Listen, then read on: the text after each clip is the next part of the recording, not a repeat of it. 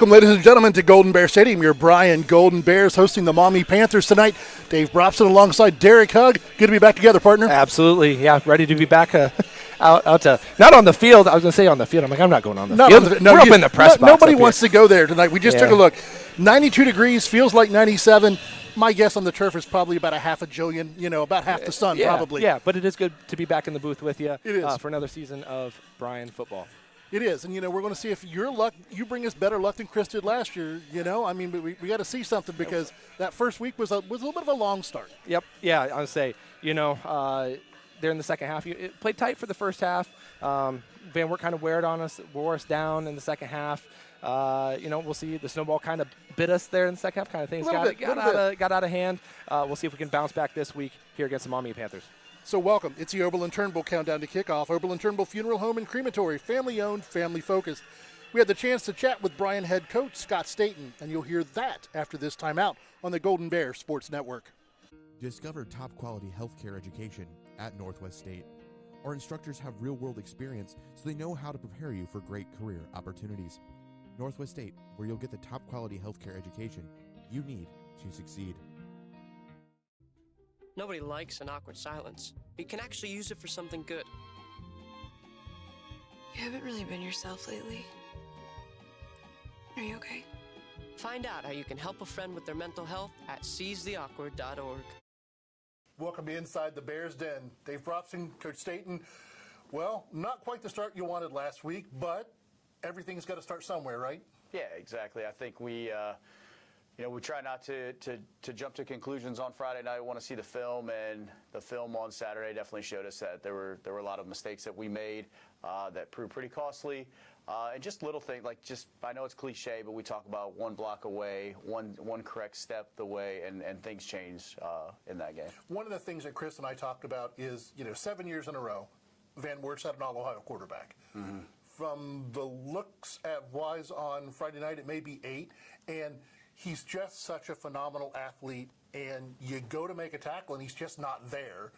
And one of the things that, we've always talked about, you can't coach speed, and it's hard to replicate that kind of speed in practice. And it looked like a couple of times that's what happened, was just one missed tackle, and he was gone. Yeah. Yeah, I mean, that's the thing. Credit to Van Wert. They stayed with their game plan. If you look the first 2-3 series, we had him bottled up. We forced the punts. Didn't do enough on offense our first series, but we were able to put a drive together and take the lead. So credit to them for sticking to it and running him. However many carries he had, it seemed like a lot. It seemed like a lot. Well, one of the other things we talked about in the booth was, and in the new press box, we're in with the coaches, and at the end of the first half, they said, what we don't want this is for it to snowball. Mm-hmm. And I thought the defense responded really well after giving up the late touchdown in the first half to come out and get 2 turnovers on the first 2 possessions of the second half. But then when you couldn't do anything with those, then the snowball started to roll, it felt like. Yeah, I think it was, if you look at it, we're on the 16-yard line going into score to take the lead with us being a point ahead with the 2-point conversion to start. We're at the 16-yard line with 3 minutes to go in the first half. We score there on the 16. If we score there, we take the lead going into half for the first time in a long time, right? So our talk at halftime, we ended up giving up a touchdown right before half, but our talk at halftime was if we can get a stop and we can come out and score, we're right back in the same exact scenario. And we had multiple opportunities. Like you said, the defense had 2 stops, 2 key interceptions, with Weber having the one in the end zone, a tremendous catch, and then Carlin making one himself. And, coming out of one of those, Damian breaks one down the sideline, which, you look at most of the time we're going to be able to take that to the house. But, they do have incredible team speed. They're able to run us down, and then we fumble on a 4th and 1 inside the red zone again. So the biggest thing is looking back at it, the opportunities, the amount of time that our offense spent in the red zone without points is unacceptable. And I think one of the things that we noticed that as well is when the snowball started to roll was when at one time I looked out on the defensive side of the ball. You had 3 freshmen out there. Mm-hmm. And getting their debut in a big game on a Friday night, you kind of want to break them in a little slower than that, but they had to get put into some really difficult situations really early. You put in the nerves, the inexperience, and things just kind of happen. Yeah, that's what we talked about in the pregame last week. Our depth is, we just don't have any depth. And losing Damian, when Damian went down, it's a 2-score game. He goes down and we change everything. We actually had to take our right guard, who is a freshman, Reed, and put him into the backfield. We did a quick change of jerseys on the sideline.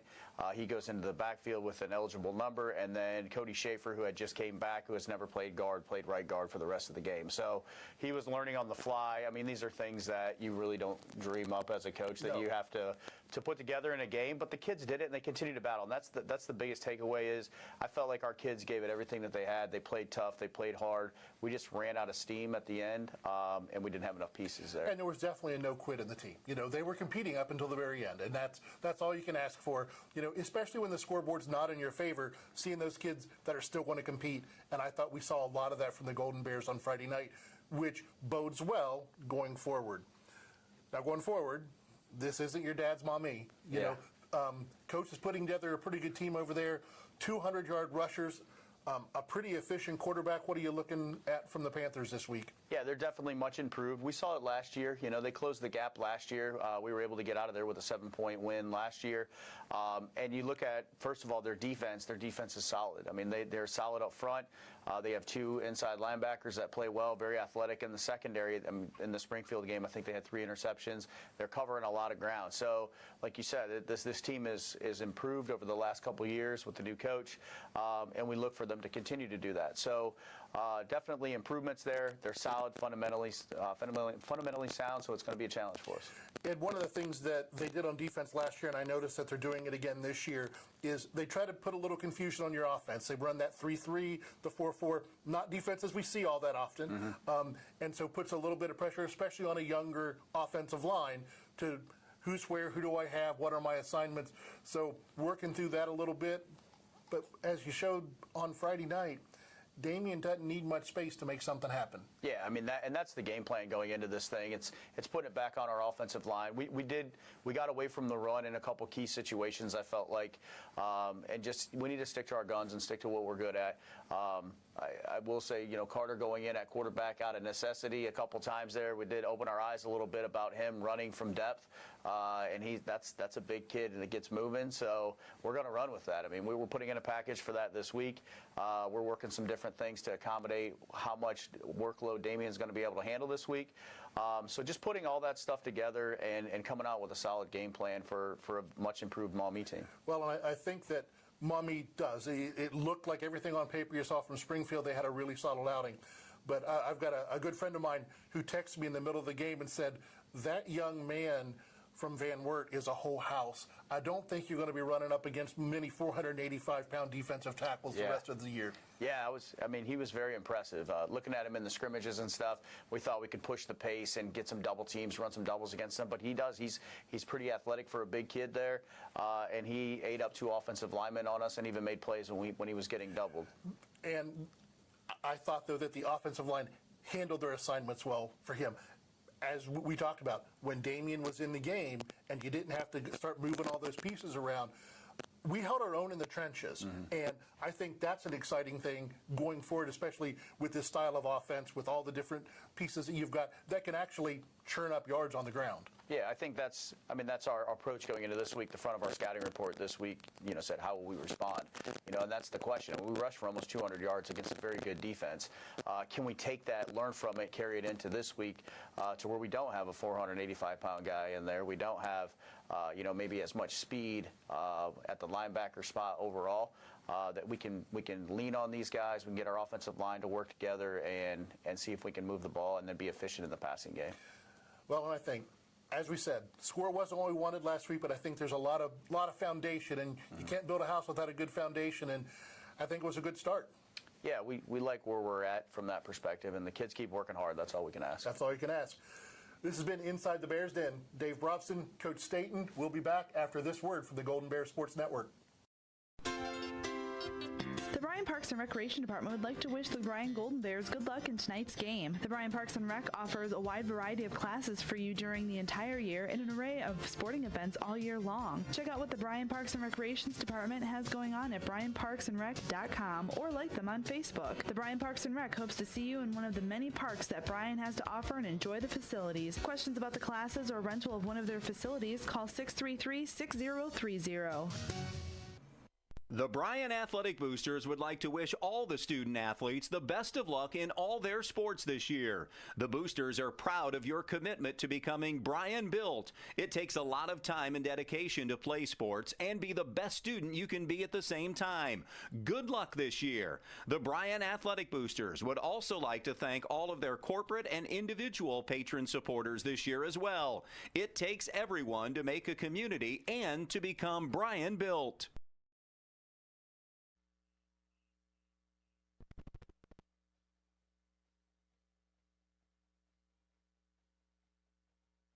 The Bryan Athletic Boosters, Bryan Parks and Rec, Northwest State Community College, Oberlin-Turnbull Funeral Home and Crematory, Veteran Services of Williams County, Andres O'Neill and Lowe, the Danielle Van Atta Agency, Krill Funeral Home, Starks Plumbing and Heating, and the Thiel Supply Center.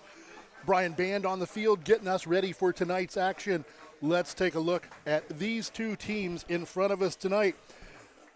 Last year, 42-35, back and forth game up until the very end. Bryan was able to put it away late. And, you know, that was with Maumee winning their first game the week before, breaking a 37-game losing streak. Yep. And I got to tell you, that place was rocking last year. That place was wild. Yeah, no, it was, and I think they're gonna, you know, they're building over there, right? You know, you go for what it was a 30-some game losing streak to winning 5 games last year, and to putting away a team in Springfield. Yeah, Springfield's not great, but to win 41-8, and basically it was 41-0 for a large majority of that game to what the last play is. Last play of the game, yeah, they threw a Hail Mary last play of the game. For all intents and purposes, I mean, yes, score. You know, the scoreboard shows 41-8. But that's basically a 41-0 win. They allowed less than 240 yards. This is a different Maumee team than what we've seen over the last few years. Coach Carter's doing a really good job bringing this team back. And, you know, when the end of the year came around last year, we had a little bit to be thankful to Maumee for. Oh, for sure. Because we got those secondary points off of those 5 wins for them. Yeah, those secondary and tertiary points are huge come playoff times. And so when they're playing bigger schools and those schools are winning games and playing against bigger schools, that obviously helped us and enabled us, you know, helped us to get into the playoffs in the spot that we did. And if we take a look at the Panthers this year, their experience, they are everything that Bryan will be in a couple of years. Yep, I say that's the contrast between the two teams going out tonight. You know, you got a very experienced team in Maumee and a little inexperienced. Okay, when you're replacing 98% of your offense from last year, we're going to take some lumps, but this is valuable experience. And you know, that's the thing, as the season wears on and as games wear on, you know, you gain that experience. The game starts to slow down for you, and you catch some teams by surprise. You know, the key for the Bears, especially here early in the season, is getting guys experience and just hanging in games and getting someone, I want to say late, but hanging around, and making plays at the right times. You know, it's not unusual to see a football team, when you look at the end of the year, you know, hand out 30 or 32 letters to varsity athletes. But to have 24 of those guys returning, that's a big deal and very unusual. You know, 11 seniors, 13 juniors who all saw significant time on Friday nights last year. Last week, their defense attacks and swarms. Yep, and that's going to be a key for us with an attacking and swarming defense. What do we want to do? We want to establish the run game and work off of that. We're going to have to be able to throw the ball to keep them honest and make plays down the field a little bit to keep them from loading up the box and put 7-8 guys in the box and saying, hey, beat us up over top. And if we beat them up over top, that loosens up the run game for us and allows us to have some better running lanes for our running backs. Think that's going to be a key for the Bears all year. I think that they know that they're going to have to load the box against us. And, you know, the way you do that is you soften them up by going over top of them. For the Bears last week, not what we wanted to see to start the year. But, you know, like we talked about earlier on, that was a ball game. It was. When you look last year, when we did the Van Wert game, you know, it was those 3 special teams mistakes that cost us. Last week, if we would have scored, we go ahead. Yep. At the end of the first half. And that changes the whole complexion of the ball game. Complexion of the game. You go in at halftime at least tied, you know, or 15-14 if you kick the extra point. Instead, they'd have that long drive that goes 3 minutes, takes up the end of the first half, and they score. So it makes it a 2-score game going into halftime. And then you do what you need to do. The defense steps up big and bows its shoulders and gets 2 turnovers, but we can't do anything with them. Right. Yeah, and that's the hallmark, you know, of good experienced teams is okay. Like Van Wert, you know, over the last couple years, it's 3 plays, 4 plays here and there that we haven't made that we need to on the flip side, we start making, and that's the difference between a 40, over 41-27 last year, and 40 was a 42-35 is what we beat them up by last year. 48, or I would say against Van Wert. But right. Yeah, that's the difference. Is a couple plays here and there can change the complexion of an entire ball game. And when I look back, it's one of the things I talked to Coach about before we filmed the Coach's Show. Is we measure football in yards, but it's a game of inches. It is. Their second touchdown, we had it read. Yep. We undercut the throw, and we missed it by just that much. Yep. And it was a great catch in the back of the end zone with a guy flying in front of him. And it's those inches, and that's the thing is, we talk about football being an 11-man ballet. But everybody's got to win their individual battles. Absolutely, yeah. You got to win your one-on-one battles, and that's a key to any football game. Is like you said, it's a team game. It's all 11 got to be doing their job at the same time, and that's it. Everyone's got to do their job at the same time, be in the right places, do your job, and the team's going to have success. And let's take a look at this Maumee schedule, what they've got and what they've got coming up here in the next couple of weeks. This is our last year with them. They're moving on from this matchup. We're going to be looking for a Week 2 opponent next year. Not sure who that's going to be yet, but that's going to be something coming up for the Bears that they're going to have to think about is, who do you get? You'd like to get a team that's kind of local, so we're not traveling halfway across the state. But, we get kind of stuck because you can't add a Defiance. Defiance has one out-of-conference game because they're WBL. So it'll be interesting to see what Nathan does with that and who we find to fill that spot. Yeah, because like you said, you don't want to travel halfway across the state, but you also don't want to necessarily – you want to play someone maybe a little bit larger than you because then it does help. Then you get those secondary points. It does help with secondary points and things like that. Obviously the first level points are huge when you get a win against a team that is in a larger division than you were, even same division. That obviously means more in terms of rankings and everything. If we then be Division 4, Division 5, Division 6 schools, right? So yeah, it will be interesting to see what the Bears decide to do moving forward with that Week 2 matchup. And the next 5 from Maumee on your screen now: Bowser, Oak Harbor, at Eastwood, at Lake, and versus Genoa. It's not an easy go. I'd say kind of a little bit of a meat grinder there. Bit of a meat grinder. But that's a tough schedule for them right there. So hopefully we can add to that tough schedule tonight. And for the Golden Bears coming up, we get Fairview in here next week. I was saying they're on the come up. I mean, we kind of knew that last year that Fairview was going to take their lumps. They finished? Was it 3-7? Something like 3-7. Somewhere in that ballpark. I can't remember off the top of my head, but that's a team that you knew wasn't experienced. Maybe a little bit similar to what we are this year. But was going to build, and you saw flashes of it last year, especially in our game against them.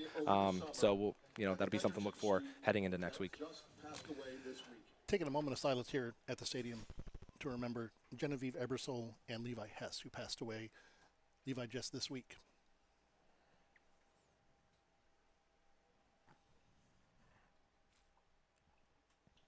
Thank you. Now the preacher's going to get on his soapbox. Levi Hess, Genevieve Ebersole, Liam Boldry in Defiance 2 weeks ago, Nick Haver at the end of the school year, and if you haven't heard, Cohen Craddock, a young man in West Virginia, a 13-year-old who made a hit in practice and never woke up. Y'all hug your kids. Yep. I'm just going to say it. Hug your kids. Hug your kids. Cherish every moment. And life is it can be, it's so short. It is so precious. No matter if it's 80, 90 years of life or 20. Life is short. Cherish every moment and soak up those times together because you never know when might be your last. Part of my day job is I am the chaplain for the Defiance County Sheriff's Office and the Defiance Police Department. And I got to be honest, I'm getting really tired going and telling parents that their kids aren't coming home. The Golden Bears are taking the field. We're going to take a break, and we'll be right back as we look at the officials and all of our keys to the game. You're on the Golden Bears Sports Network. Rooting on the Golden Bears is a tradition that brings us all together. Just like the sports we love, another tradition has stood the test of time. Oberlin-Turnbull Funeral Home and Crematory, since 1922, we've been part of the community, supporting you in the moments of celebration and loss. Just like a team, we understand the value of traditions and the love that binds us together. So whether it's cheering for a win or celebrating a life well lived, remember we are here for you. Oberlin-Turnbull Funeral Home and Crematory. Family owned, family focused. Here at the Williams County Veteran Service Office, our mission is plain and simple. We are here to serve our local Williams County veterans and their dependents. We are staffed with trained service officers who have the compassion and understanding to assist their fellow veterans in obtaining all federal and state benefits that they have earned. Additionally, we provide emergency financial assistance and transportation to VA medical centers. So if you're a veteran or a dependent of a veteran, stop in today and see how we can help you at the Williams County Veteran Service Office. Welcome back here to Golden Bear Stadium. Getting ready for tonight's action as the Golden Bears host Maumee. We're going to take a look tonight at our keys to the game as we get ready for the national anthem. Our keys tonight. Yeah, start for the Golden Bears. You got to have a short memory. After last week, okay, you hung around. Things snowballed. You got to flush it, and you got to see what you're made of tonight, right? Okay, you didn't come out. You didn't have the start to the season that you wanted. What team comes out tonight for the Bears? As we talked about during the rest of the pregame, you got to win your individual battles. If you win your one-on-one battle, that as a player, you're going to have success as a team. So being where you're supposed to be at the right time, doing your assignment, that's going to be a key for the Bears tonight. And then we got to be able to pass the ball. We got to be able to throw the ball. We got to be able to keep the D honest because there's no secret. We want to run. Establish the run game.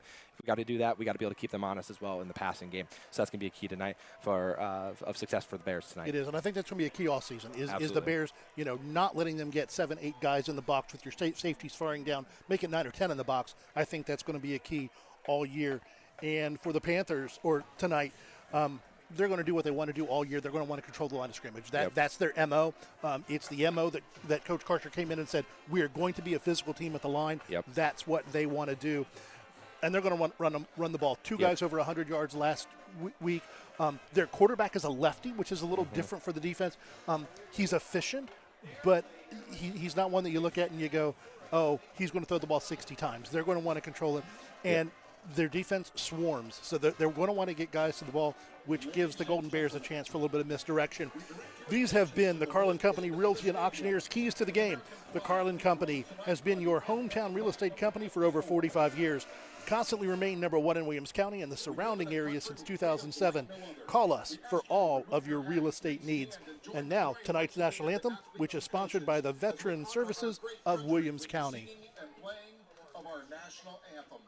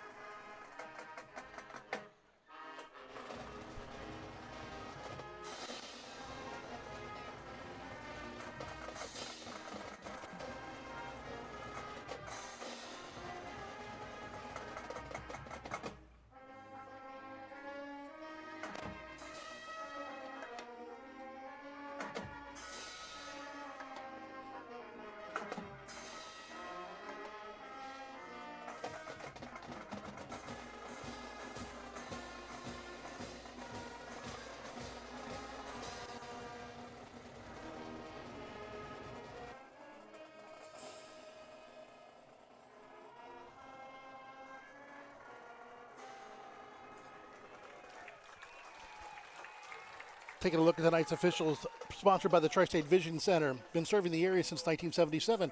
Contact us at either our Bryan or Montpelier offices for all of your eye care needs. Referee John Blessing. The umpire is Daniel Miller. Linesman Mark Krusel. Line judge Chris McConowitz. Glad I don't have to say that one 40 times tonight. The back judge is Matthew Meredith, and the official is Zachary Meredith. Those are your officials. This has been the Oberlin-Turnbull Countdown to Kickoff. Oberlin-Turnbull Funeral Home and Crematory. Family owned, family focused. We'll be right back after this break with the starting lineups and tonight's opening kickoff. Discover great job skills training at Northwest State. With over 50 different programs available, there is something for everyone. Providing hands-on training and education is the community college advantage.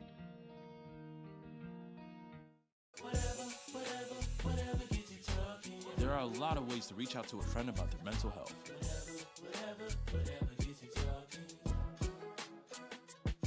Learn how you can help at seizetheawkward.org.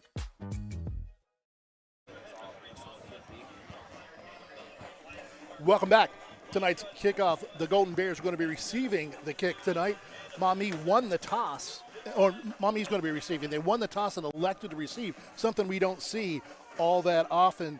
Jacob Uran teeing up for the Golden Bears. Yeah, and I think that strategy plays into their mindset. As I don't know what they did last week, but a little bit mindset of the coaches.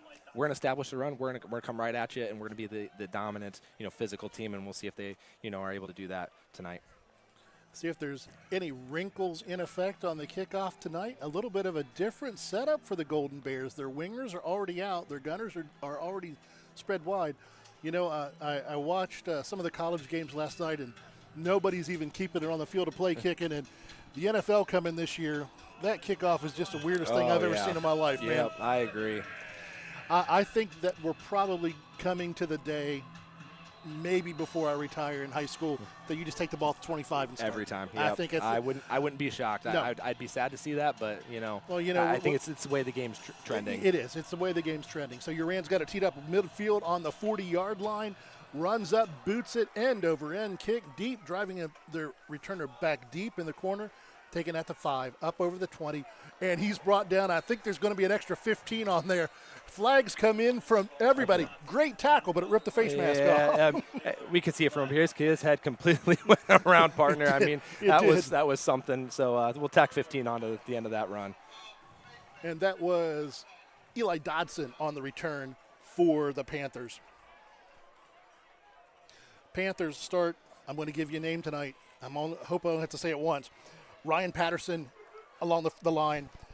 Robert Burlew at left guard. Their center, Espen. Yes, ESPN, folks. Espen Hurt is their center. Michael Conrad and Pierce Simpson along the line. Quarterback, Ben Kubitz. Receivers, Will Kubitz, Tristan Dodson, Donovan Mays, Carson Gretz. Ben Kubitz at quarterback, and in the backfield with him is Cody Wolf. Pass out in the flat, dropped. Dodson, not sure if he heard footsteps or what he heard, but had the pass on a little out and dropped. For the Golden Bears, Logan Carter, Kate Spizak, Connor Hogan, Carter Dominic along the line. You got Cody Schaefer back in his familiar 33, Damian Wolf, and Jacob Uran at linebacker. Across the backfield, Aiden Wallace, Vincent Taylor, Cade Carlin, and Anthony Weber are your defensive backfield. Cody's trying to keep me confused all year. 52 one night, 33 the next.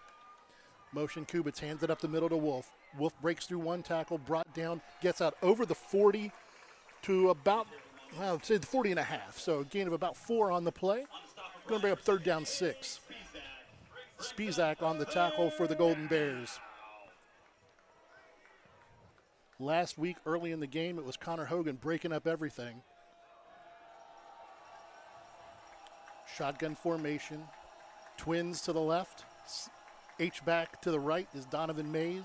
Kubitz looks to the sideline to get a signal, barks out the play to his line. Waiting for the snap. Going to roll to his left. Pressure's coming. Throws it away. Good pressure by the Golden Bear defense that time. Connor Hogan and Damian Wolf in pursuit. 3 and out. Not a bad way to start the ball game. That's a great start there for the Bears. Three plays, 3 and out, and 2 of them, interestingly, passes. So, I don't know if they're trying to catch the Bears napping there a little bit, maybe keying on the run game. 2 passes out of the first 3 plays. And those are situations you want to be in if you're the Bears. Third and medium, 3rd and long. You want to keep them out of those 3rd and short situations. With the power running game, 3rd and short is that's where they make their money. Absolutely. Blake Wagner on to punt. Boots it end over end. Fair catch called for and taken. Hunter Watson, the freshman, back there returning kicks. Brought that one in. The Bears are going to take over right at the 30-yard line. 1st down, 10 to go. Bryan, 11:01 to go here in the first quarter. No score on your Main Stops of Northwest Ohio scoreboard. Main Stops of Northwest Ohio, open when you need them. Don't forget, Thursdays at your Main Stop.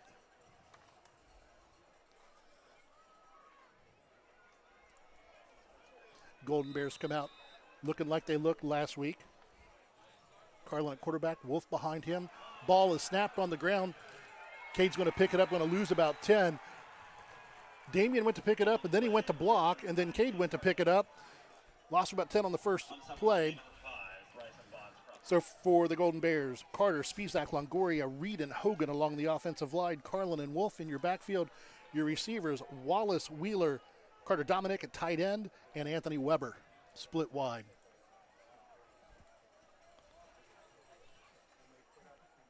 Right now a 4-3 by the Panthers. Wolf gets over the right side, gets back the lost yardage and a couple more. Gain of about 12 on the play. Nice run. Picked his way along that sideline. Yeah, and that's just a nice run there. Found a crease and a nice gain there for the Bears. David Cunningham, Pierce Simpson, Robert Burlew, Grant Anderson along the front for the Panthers. Tristan Dobson, Cohen Jones, Cody Wolf are your linebackers. Eli Dodson, Brock Hurd, Bryson Bonds Crawford, and Keyshawn Midcalf are your defensive backfield. Yeah, and on the flip side, these are not the situations you want to be in if you're the Bears. 3rd and long here. 3rd and 8, stands in the pocket, over the middle. Nice pitch and catch that time. Complete to Carter Dominic. And that's just a nice pitch and catch there. You're finding Dominic going up the seam. That's where you want to attack. When you got an attacking defense, you want to attack the defense in the seams. And I think we're going to go a little up-tempo here. It might not be a bad move by the Bears. And here comes something we've been told to look for. Carter Dominic in the backfield, takes a handoff up the middle, gains about 2 on the play. This is called the Hulk Smash package. You're going to see a little bit of Cade Carlin at quarterback. You're going to see a little bit of Carter Dominic at quarterback. And you may see them both back there side by side, not quite sure who's going to get the ball. Yep. So, but I thought you'd like that when I saw the way they came out last week. A little bit of tight end action there for that first down pass. Absolutely. As a former tight end, that's what you like to see, that's right? It is. Little pop pass over the middle. Trips to the field side, 1 to the boundary. Going to call it incomplete. Tried to do the bubble screen. Couldn't tell if it was tipped or if it just slipped. I'm not sure which one it was. 3rd down, 8 to go for the Golden Bears. 9:01 to go here in the first quarter. And again, another 3rd and long here. We'll see if the Bears decide to attack the middle of that defense again. Maybe flood the middle here with a couple crossing routes or something. See if they can get someone open here. Wolf in the backfield. Dominic the H-back. You got slot right. And we got a flag coming. I think their left tackle was lined up in the neutral zone. That's what they called. He backed up before the snap, but we'll take the 5. Yeah, and that's a huge, I'm going to say, a huge penalty here early in this ball game. Going from 3rd and 8 to 3rd and 3. That's big for the Bears. So now it really opens up your playbook here, especially at midfield. Do you think okay, if we don't get it, if we get 4th and short, we go to a 2 plays. If you you might get have a short, two plays here. Carlin's going to give it to Wolf over the left side, wrapped up, breaks out of 1 tackle, is going to be close, drives a pile forward. He drove that pile probably 6 yards for a wonderful Golden Bear first down. I thought when he got hit about the 47 that we were like, oh, here we go. We're going to get this 4th and short. That reminds you a little bit of number 6 from last year. That looked a little bit like Sam Harold last year. Just dragging guys, just a tough run there. I mean, he should have been stopped in the backfield for at least a yard loss, maybe right at the line of scrimmage, and just fought forward, slipped a tackle, and was able to get that forward for a nice gain. Another Golden Bear first down. Clock running 8:30 to go in the first quarter. No score. Bryan and Maumee going to fake it to Wolf. Carlin's going to head up the middle, and he's going to be stopped for a short gain. They're going to give him about 1 on the play, marking right at the 40-yard line, 2nd down. The one thing we didn't see a lot last week, we didn't see the read option that, but Jason Sam had just worked so much on that over the years. So that was more of a design quarterback keeper. This time play action pass over the middle again. Pass is tipped again. Dominic. They had him. See if that had just a little bit more touch over the top, and a nice play by the defender there to get a mitt on that one. But if he had just had a little more touch, get up over top, he might have been running for 6. He had a couple steps there, so I think that's going to be key, especially if they're going to play a lot of man tonight. Attack the seams of that defense. The seams. And Carter is just such a nightmare mismatch. Well, it is. That is a mismatch for a linebacker on him. That's a tough matchup for any linebacker. Slots both right and left. The little center screen, well read. Damian Wolf wrapped up and brought down by Cody Wolf. That was a battle of the Wolves. Going to give him 1 yard on the play. 4th down, 8 to go for the Golden Bears at their own 39. Offense is staying on the field. And can't blame him here. This is no man's zone. I mean, this is tough. I like the call here. Be aggressive. Go for it. I mean, I hate to say 6 1/2 dozen the other here. Go for it. Be aggressive. But you're looking at a 15-yard gain, even if you on most punts.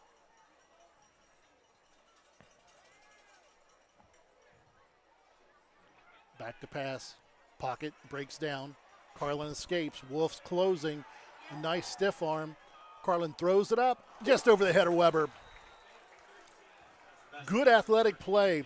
One of the things that I'm saw that I really liked Cade doing last week is when he got in trouble like that, not on third downs or fourth downs, but he got in trouble like that, he would throw the ball away to play another down.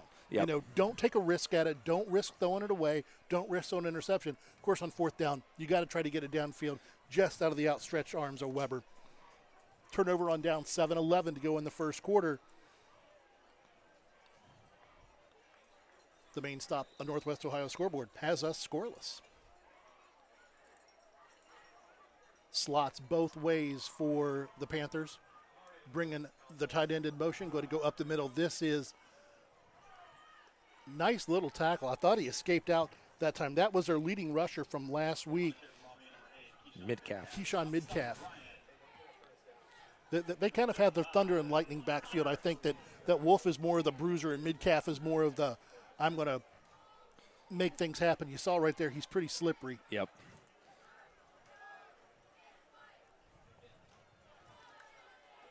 Going to be Midcalf again, coming this way, finds a crease, cuts it outside, inside Bryan territory to about the 44-yard line where he's brought down. Cade Carlin on the tackle coming up from safety. First down, 10 to go. First down of the night for the Panthers. Yeah, Midcalf's been a nice little wrinkle here on the second drive for the Panthers. Run a little bubble motion, little cut back and going against the grain. Hit and drop. That was a big boy hit right there. Cade Spizak got him.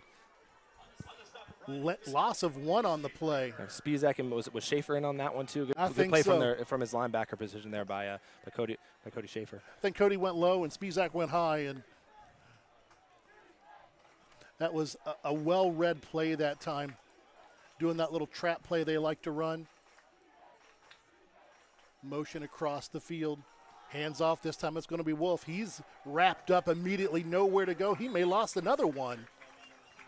He did. Third down and 12. And again, these are the situations you want to be in if you're the Bears. You're attacking, and you swarmed in the backfield for 2 short losses. Now you get off the field. Money down, third down. Get off the field here on third down. Connor Hogan with the stop that time. Bryan brings the nickel package in, 3 down linemen. And I wouldn't be surprised to see maybe a short bubble screen or something here, maybe get a small chunk of yardage and maybe get Maumee into a fourth and short situation.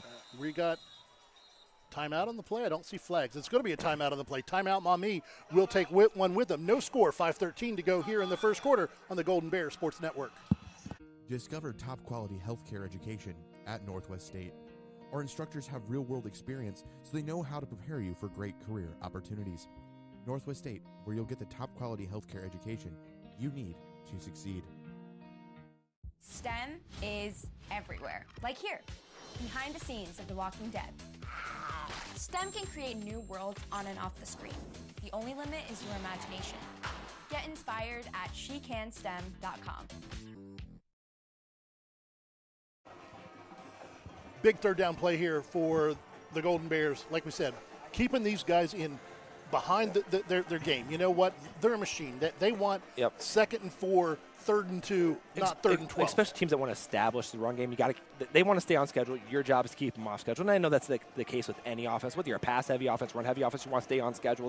That's an enemy game for any offense. Stay on schedule, and defenses disrupt that schedule, right? Right. But especially when you're a run team, it makes these third and long situations even more difficult. Blitz coming, blown up. Quarterback escapes, heads up field, slides down. No. If he would have put his head down, he may have had it. I think he might have just an extra lunge, but he decided to slide for what? Probably gain a 9 or so. Get about 9 in the play. Going to be 4th and 3. Saw the Golden Bears drop a little bit of pressure as Jacob Uran came on the blitz that time. Kubitz stepped up into the pocket, found a little bit of space, and that was kind of, I think, the kind of play they were looking for was, hey, let's get into a 4th and medium, 4th and short situation and see what happens. Little wrinkle for Maumee here. That's an interesting looking roster. They're going to throw it right up the middle with Wolf, and I don't think he got there. I think he's short. Great job there by the Bears to bow up and make a play on a little wrinkle, maybe something they haven't seen. I don't know if they may have shown that formation in practice or not on film. but good adjustment there by the Bears to stuff that and get their offense back on the field. Kind of a high school version of the tush push. Yeah, absolutely. But nice defensive stand by the Bears, getting off the field. No score on 2 drives. Golden Bears are taking over, and we got motion. Hard count by Carlin, and we jumped. Aiden Wallace just twitched a little bit.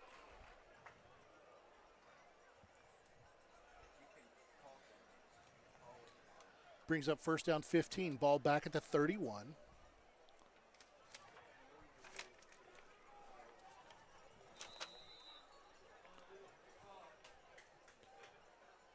Slot to the right, to the field, to the boundary side. Wolf's coming this way. Gets out of one tackle. Well read. Breaks through another one. Gets about 2 or 3 on the play.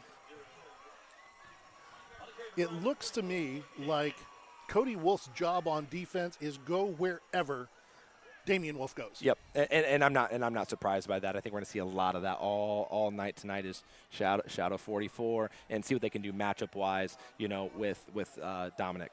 Slots both ways. Carlin back to pass. Has to step up in the pocket. Has a little bit of room. Gets about 1 on the play. They're going to give him 1. Going to bring up 3rd down and 8. 3rd and 9. One of the things that I think works against young Mr. Carlin is after Jace last year, everybody's leaving a spy at that linebacker spot. So when the pocket breaks down, you got work to do because you had the spy on Jace because he would hurt you. Yep. Blitz coming again. Step up in the pocket. Nice pass and catch that time from Carlin to Anthony Weber.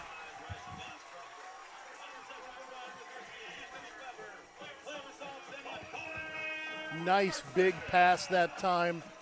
Carlin steps up in the pocket. And again, working that middle of the field, partner. Yeah. Damian Wolf coming this way, nowhere to go. Again, especially with a man defense, attack the seams. They got no help over the top, and Weber was able to find a seam there, get up over top of the defense, and this is how we're going to keep that defense honest and keep them from keying too much on Damian Wolf. Loss of about 2 on that play as Dodson came up and made the stop. I'm sorry, that was Carson Gretz that came up and made the stop from his linebacker position. Dominic in motion, H-back to the left. We're going to roll him out, throw it in the flat. They've got a man downfield, 2 men downfield. And I'm not sure who ran into who, but the officials are saying nobody. 2nd down, 3rd down now, 12 to go for the Golden Bears. And again, 3rd and long. It's not the positions we want to be in, but again, okay, where you're at on the field, if you get into a 4th and 4, 4th and 6, you may roll the dice here. You may roll the dice again. I mean, because again, you're looking at a 19-yard pickup. Timeout on the field, not sure whatever. All the officials talking to each other. The Maumee coach is on the field. Maybe it's an injury. I don't know. White unis, it's more noticeable to see blood. I don't know if that's they're having to come off. Look at something. So Donovan Mays heads off the field. Carlin back to pass. Blitz coming off the edge. They set up the middle screen. Well read that time. Pierce Simpson saw the screen coming, stayed at home, got into a jump ball. Yeah, and a little tight end screen there we'll see on replay. Maumee stayed home. They read it well. They saw our lineman releasing, and 77's right there to make a very nice play because he may have had some running room if not. Thanks to Welling Construction for all of our replays, a 3rd-generation family-owned general contractor. We specialize and pride ourselves in building quality custom homes, major renovation projects, and commercial work. Your vision, our expertise. Call 419-636-3712. 4th down, 12 to go, leaving the offense on the field. Trips to the short side. Everyone stays home. Going long over the head of Weber. Yeah, and you'll notice there on that last play, I don't know if we got a replay on that, but if you look down the middle of the field here, guess who gets double teamed? You get 2 guys over the middle. They're going to try to take away Carter Dominic. Sandwich Carter Dominic and force everything back to the outside. So it's a little bit of an adjustment there by Maumee to take away that middle. It's okay, we're getting beat over the middle. Now we're going to have some help there for you and take away Carter Dominic. So we'll see how the Bears adjust then on the flip side next drive. 3 drives, 3 turnovers on downs. Don't see that very often in football these days. See it a little more often now with all of the, everyone just pulls up the computer and goes, yeah, it's 4th and 3, I should go for it. So we see it a little bit more often, but it's not an everyday occurrence for us old-timers. 2:23 left to go in the first quarter. Maumee takes over 1st and 10, ball at the their own 39-yard line. Running motion to an H-back to the right. Once again, back to their little speedster. Bad angle taken. He's off to the races, and he's going to take it to the house. Keyshawn Metcalf. We talked about it early in the show. We talked about it last week. When you get those running backs that are so shifty, and right here, he gets through the second level, one bad angle taken, and he's gone. And that's the thing right there, a couple bad angles, and that was it. And a guy like that, that's all they need to get off to the races, like you said, for a touchdown. And those are the explosive plays that, we want to limit and not have. And it's one play here, one play there. And now all of a sudden, we've played a good first quarter. And now all of a sudden it's 6-0 Panthers. Wagner on to try the extra point. The hold is up. The kick is good. 2:10 to go here in the first quarter now. 7-0 Maumee. We'll take this break on the Golden Bears Sports Network. The Bryan Athletic Boosters would like to wish all the student athletes the best of luck in all their sports this year. The Boosters are proud of your commitment to becoming Bryan Built. It takes a lot of time and dedication to play sports and be the best student you can be at the same time. Good luck this year. The Bryan Athletic Boosters would also like to thank all of their corporate and individual patron supporters this year as well. It takes everyone to make a community and to become Bryan Built. 61-yard touchdown scamper for Keyshawn Metcalf makes it 7-0 Maumee. 2:10 to go here in the first quarter. And it's just one of those plays where once he got to that second level, all it took was one miss. Yep, and that's it. And a guy like that, that's all it does take is one miss and off to the races, and that's what was the case there. 61 yards on one play. We bottled them up for only 28 yards in the entire first quarter. In the entire first quarter, boom, one play, and it's now a 7-0 ball game. And, it's one of the things that Bryan had the luxury of last year. We had Jace Shammy who could do that. We don't have a burner out there. Yep. We're going to score our points. Be a little more methodical. Yep. Because we don't necessarily have that breakaway speed that if we do get to the second, third level, not that we can't outrun some guys, we got to make a couple guys miss, right? So we're not going to be as explosive. So we do have to have those sustained drives. We'll see if we can put a response together here at the end of the first quarter. Because that's one of the keys is how do you respond now? Okay, you played well for 10 minutes of this first quarter, defensively. What do you do now on offense? You got to have a sustained drive, keep their offense off the field, and respond here. And this will be a big response drive for the Bears. One of Mike Tyson's favorite sayings was, everybody has a plan till you get punched in the mouth. And we just got punched. Yep. It's time now to go, all right. Exactly. So how do you respond? How do we respond? And, a nice, long, sustained drive would be a really good way to get this one. It'll be a nice answer here. Wagner's got a big leg. Run up the boot. And it is taken at the 2, out over the 10. 15 coming this way is Weber, out to about the 21-22 where he is wrapped up. Yeah, I tell you, that was a pretty perfect kick there. I mean, you didn't get in the end zone. You got it right down to the 1 or 2 yard line. Got to return it. Oh, yep, on the short side of the field, it's exactly what you want to do. But we did get 1 extra yard, so we're at the 21 officially to start this drive. 2:04 to go here in the first quarter on the main stops of Northwest Ohio scoreboard. 7-0 Maumee.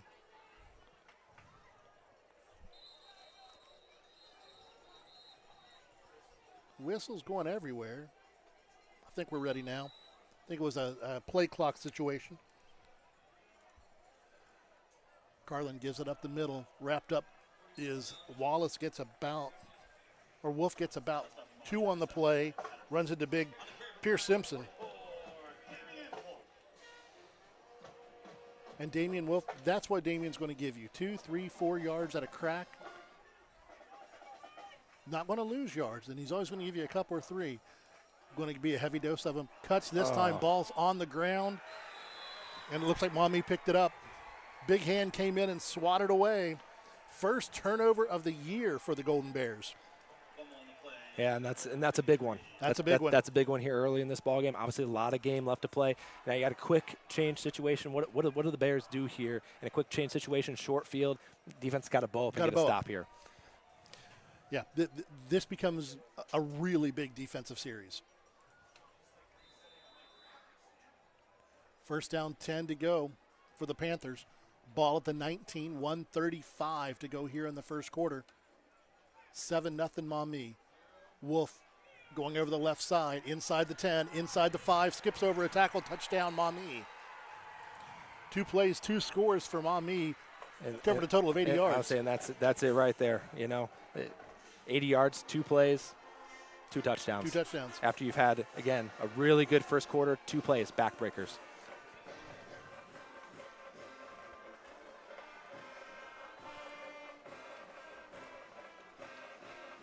It seems like I just said this. Wagner on to try the kick out of the Kubitz hold.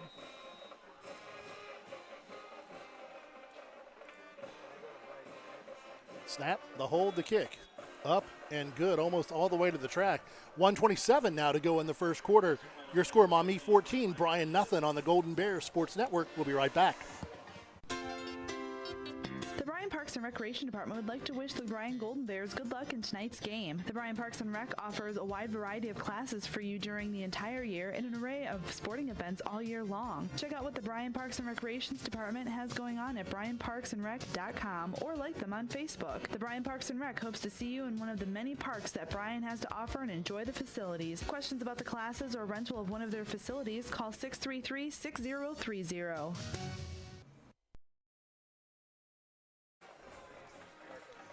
Welcome back here to Golden Bear Stadium. Maumee 14, Bryan nothing. On what was a very close first quarter for 10 minutes.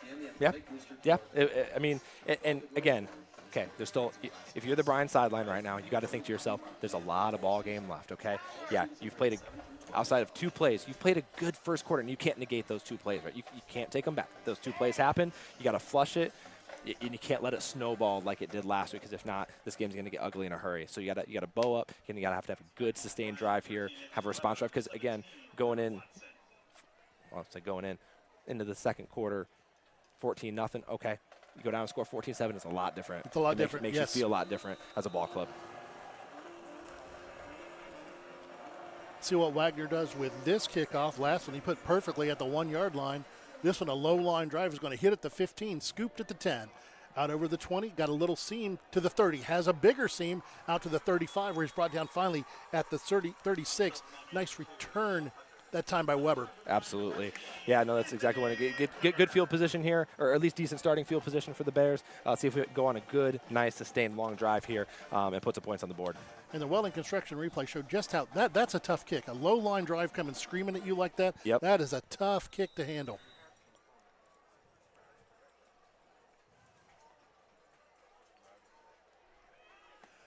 Carlin, pocket breaks down, escapes out to the right, gets a little bit of a crease, pushed out of bounds somewhere near the 40-yard line.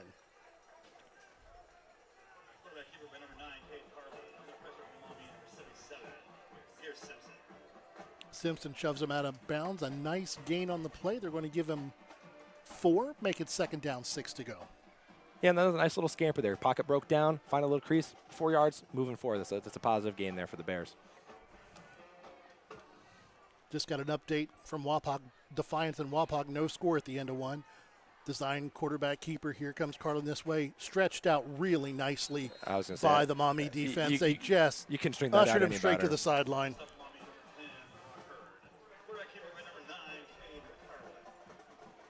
Yeah, you couldn't string that out any better. That's textbook defensive end play and linebacker play there by the Maumee Panthers. You know, one of the things that we talk about is that you can design the best plays, but the other guys are on the other side of the ball. And absolutely. That was just a well-played, well-disciplined defensive play. Carlin back to pass. Pocket breaks down again. Scampers around. Throws almost a great diving catch that time by Weber. And I say Bears sideline there wanted a little, might have arrived just a touch early, but I think a good defensive play, and that's a tough one for the back judge to call there. You know, he's coming around behind. Nice play there defensively. Like I said, may have been a touch early, but hard to argue with that one. Just a good defensive play by the Panthers. Brock Hurd on the coverage for Maumee. Be the first punt of the night. Jacob Uran will be back deep in to take the snap.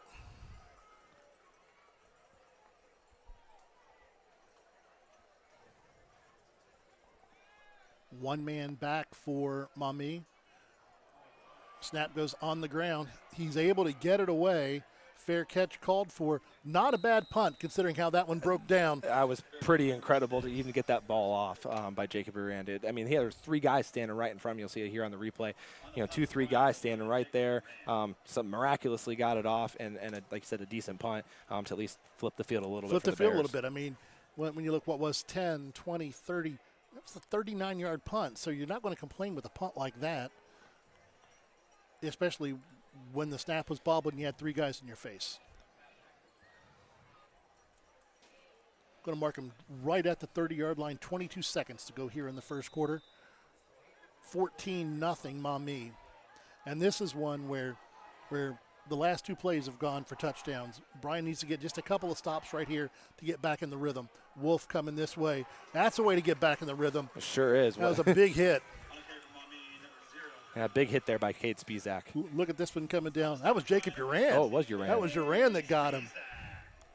After you fumble the snap of the punt and then punt it away, I guess you got a little bit of anger to take out. Jacob did that time. Well read, maybe a yard on the play, and that's going to bring us to the end of one.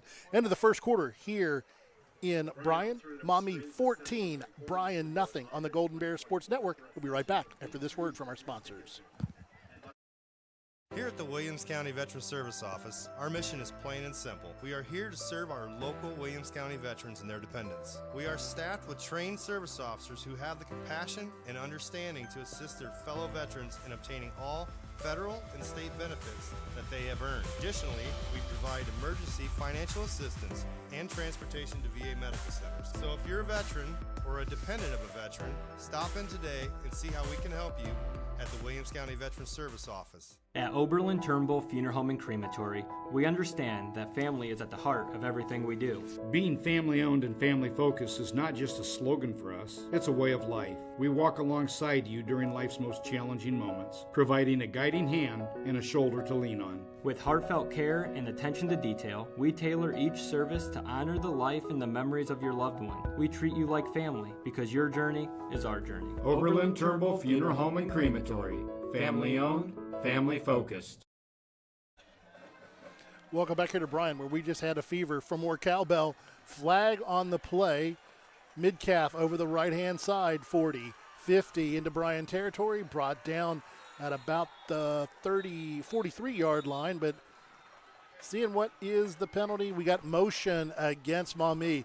Big 5-yard penalty that time. That is absolutely huge there. I mean, you just took a chunk play, and now you're going back 5 yards. That's absolutely massive there for the Bears. And we got to see at this point, now we got to use it. Got to turn that big gain.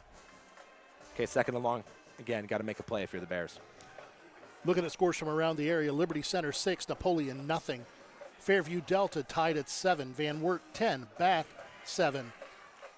Defiance and Wapak no score. Eden Antwerp no score. Evergreen Ottawa Hills no score. Swanton Hicksville no score. Wauseon Bellevue no score. PH Ayersville no score. Tenora Otsego no score. St. Henry 21, Archbald nothing.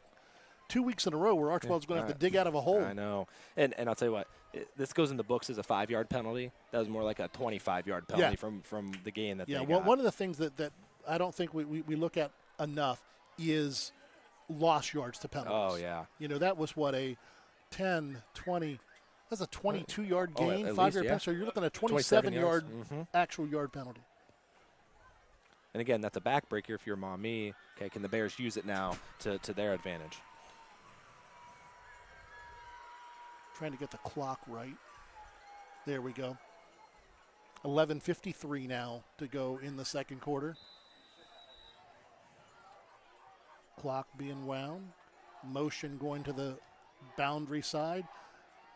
Pass got a wheel route down the field, wide open. 40, 30, 20, 10, touchdown. Eli Dodson, the motion man, nobody picked him up. And just a simple wheel route. Straight down the sideline. And that's where that run, that's on the flip side, you run. That's their third pass of the ball game, partner. Run. Wheel route out of the backfield, wide open a touchdown.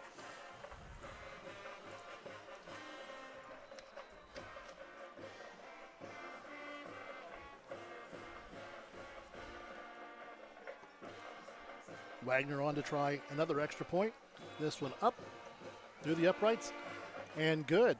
11:39 to go here in the first half. 21-0 Maumee. And again, partner, we've talked about it. You play so good. You play so well. And 3 big chunk plays just break Huge. your back. I mean, 3 chunk plays, and that's 3 out of their last 4 or 5. 3 out of their last 5 offensive plays have been touchdowns. That's massive. It is. That's huge. You know, you've played a really good ball game, and we're just early in the second quarter, and they've scored 3 touchdowns in a total of just over a minute, in a minute of play. Like that. That's tough. That's tough. You know, and again, it's for the resolve of these kids. You know, again, they got to stay sharp mentally. Okay, again, you're looking at the scoreboard, 21. It's sometimes hard to stay positive in that mindset because it's early in this ball game. But that's the thing you have to tell yourself is it's still early. It's still very early, and it's about one of the things that I know Coach wants to see is discipline, and those are discipline breakdowns on those 3 touchdowns. And you know, when you're down on the scoreboard like this, we're going to see, you know, what kind of discipline do we have? Where do we have? Yep. You know, are we going to stick with our game plan, play our game? I'm not sure how the ball fell off the tee. I don't think there's an ounce of wind out there. Yeah, I got nothing, partner. But I think that's the second time that's happened. Second time tonight has happened to him. Maybe standing at too much upright. I don't know, because there's. I mean, you look at the uprights. There's not a. There's not a. It's not. The wind's not blowing at all. Here's the boot.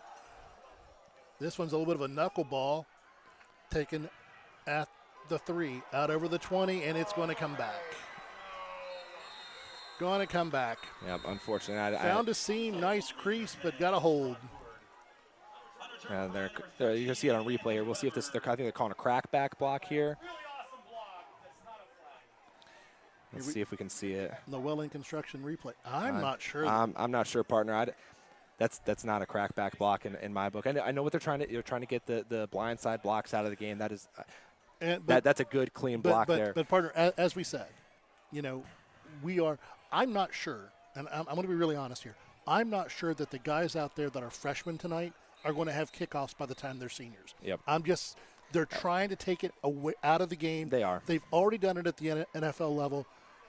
If you don't see a bunch of concussions this year in the NFL, it's coming to college next year, high school won't be far behind. It is. Yep, you know? Absolutely. And I think in high school, I don't think they're going to have landing zones and all that complicated stuff because none of us will be able to figure it out. But I think it's just going to be you get the ball at the 25, first down. Carlin rolls to his opposite side, tries to turn his shoulders, flips it out of bounds. We talked about it last year. Jace was able to do it so well, to roll to his opposite side and get those shoulders squared.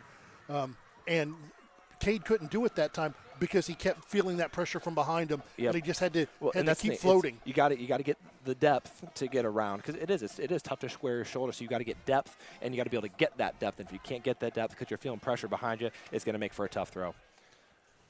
And going to be up the middle, going to be Wolf, wrapped up low that time. Going to be Gretz on the catch. Dodson on the tackle. Yeah, and I don't want to keep harping. This is a big third down. This is a big third down. You're deep in your own territory. You got to convert this. Keep the chains moving here if you're the Bears. Let's see if they're going to try to take the double away from Carter. Going to split him out wide. Lined up one-on-one, playing man defense. We're going to roll that way. Gets the shoulders turned up the sideline. Nice defensive play that time. Will Kubitz comes in and breaks it up. A 3 and out, tough to go in the shadow of your own goalpost. Going to bring Uran in to try the punt. Let's see after the drop snap on the last one if they bring a little bit of pressure this time. Their typical punt formation is almost a standard defense. We'll see if they line up and come after it this time. Yeah, I wouldn't be surprised if they do. You know, you're up 21-0. You got the Bears deep in their own territory. You had the muffed snap last time. Why not come after it? Different punt return. They've got 2 returners back this time. They're not coming. Setting up the return. Nice punt. Back to the 44 where it's going to be fair caught. Fair catch by number 12, Dotson with the fair catch, but in Bryan territory. Ball at the 44-yard line where it's going to be first down, 10 to go for Maumee. Wapak on the board first at home against the Bulldogs. They take a 7-0 lead. And again, lots of official conversation. Not sure exactly what's going on. Did we miss a penalty?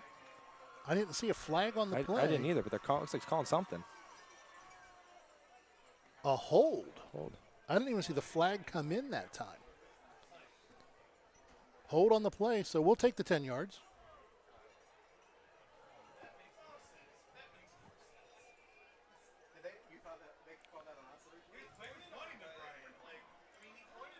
The ball back to the 47 now.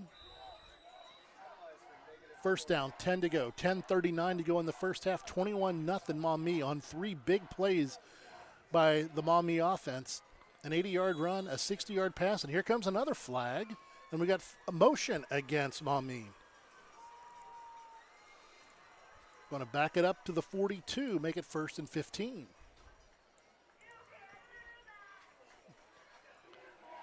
All right, good to hear I don't know if you can hear it on the mic, but good to hear the student section is still in it. So, good resolve there for the Bears student section. And a nice reply from Maumee. 1 man in the backfield, going to go to him. Wolf over the right-hand side, picking his way, cuts back midfield, just short of midfield, gets back to the original line of scrimmage, gain of 5. On the stopper, Bryan, number 17. Yeah, and those are the tackles you see here on the replay. We got to make that right there. Make that tackle right at the point of attack there at the line of scrimmage. Get them for a 1-2 yard gain instead of 5 and now setting up a second and on that Welding construction replay, we saw that time Hunter Watson, who missed on the mid-calf run, broke down, made a nice tackle, wrapped up, did exactly what he was supposed to do. Exactly which, as a freshman, that's what you want to see. Absolutely. Learn from your mistakes and let's keep going. Looks like he's coming, backs off. You want to pop it over the top. Pass complete from one Kubitz to the other. Enough for a Maumee first down. On the stopper, Bryan, number 3, Aiden Wallace on the tackle for the Golden Bears, but moves the ball to the 35, first down 10. Just under 10 minutes to go in the first half. 21-0 Maumee here on your main stop of Northwest Ohio scoreboard.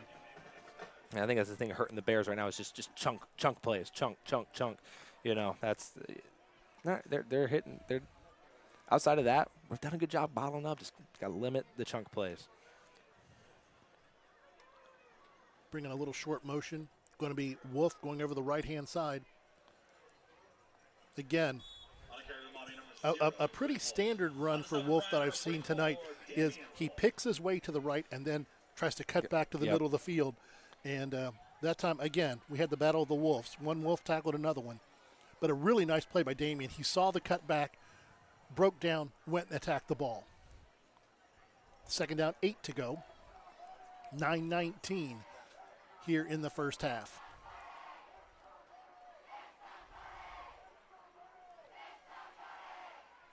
Change of the play from the Panthers from the sideline. Bryan looks like they're dialing up pressure, and here they come. Blitz is picked up. Nice little pass out into the flat. Caught that time. Donovan Mays on the catch. Brought pressure off the end that time by Damian Wolf. Got picked up nicely. Mays is just an effective tight end. 6'1", 210. Had 17 catches last year. Yeah, that was a nice little route. He got into his out route nicely there. Created separation from the defense for a nice 7-yard gain. 3rd and inches here for the Panthers. Motion coming. We're going to fake it one way, hand it the other. out inside the 20, inside the 10, scampers down, another touchdown. Once again, that is going to be Keyshawn Midcalf. It's just right through the left side there. You'll see him make one guy miss, and he's off to the races again. Got inside, stepped outside, and he plants that foot and cuts, and he's just gone. Goes. You know, this is a couple weeks in a row. We've just had that one athlete that is he's just able to put his foot in the turf, and he's gone. Wagner on for the extra point attempt. Snap, the kick. This one is good. A little bit of a line drive that time. 8:16 to go here in the first half. Maumee 28, Bryan nothing. You're on the Golden Bears Sports Network. Here at the Williams County Veteran Service Office, our mission is plain and simple. We are here to serve our local Williams County veterans and their dependents. We are staffed with trained service officers who have the compassion and understanding to assist their fellow veterans in obtaining all federal and state benefits that they have earned. Additionally, we provide emergency financial assistance and transportation to VA medical centers. So if you're a veteran or a dependent of a veteran, stop in today and see how we can help you at the Williams County Veteran Service Office. Welcome back here to Golden Bear Stadium, where a game that was really close for the first 10 minutes in the last 6 minutes has really gotten out of hand. Maumee up now 28-0. And again, it's just the big play, bug for the Bears right now is you got four chunk plays, 4 plays of 20, 25 yards or more at this point, and that's the difference. That's the difference in the game. In this ball game. And again, you can never take away that those plays happen, but that's what you got to limit is you can't have chunk plays, over and over and over again. Knuckleball, big hop at the 20, taken at the 15, out over the 30, out over the 40, ball on the ground, and it's going to be Maumee football.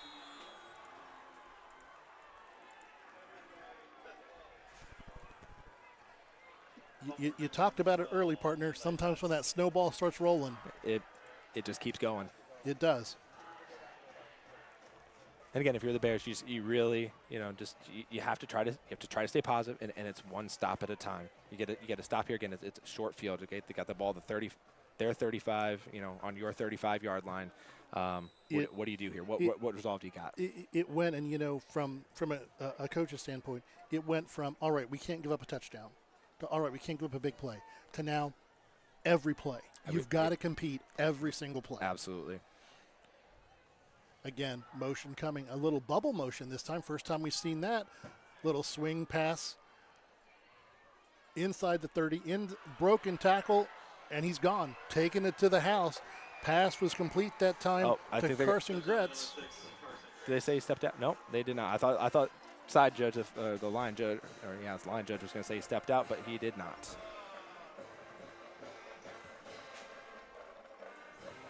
And something that no coach wants to see right now, we're in running clock in the second half. Yep. That's a run. That was a backwards pass. Was it a backwards pass? That was a run. He threw that one backwards. And the kick is up, and it's good. 7:55 to go here in the first half. 35-0 Maumee.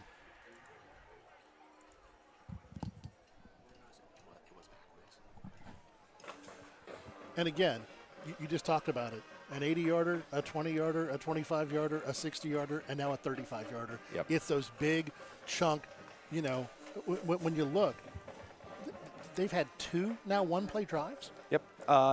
Three. Or three one-play drives. That was one. That was right. That was one play. Yes. Yep. First play of the drive, touchdown.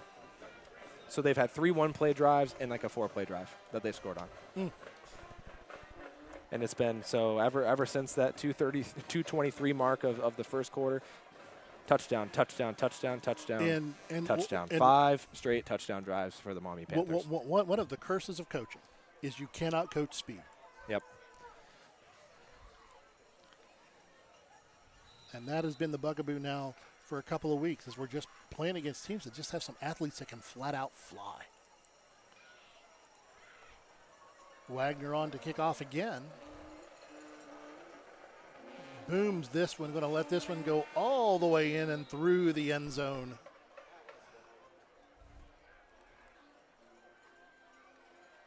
See what the Golden Bear offense can muster here with 8:16 to go in the first half.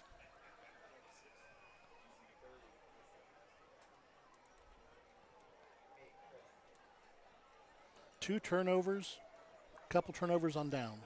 Yep, and that's the thing is we've had a couple turnovers on downs, but it's the fumbles that they've then now turned into touchdowns on short drives. So fumbles and big plays. Which you look at the difference between this week and last week, Bryan got two nice turnovers to start the third quarter and could do nothing with it.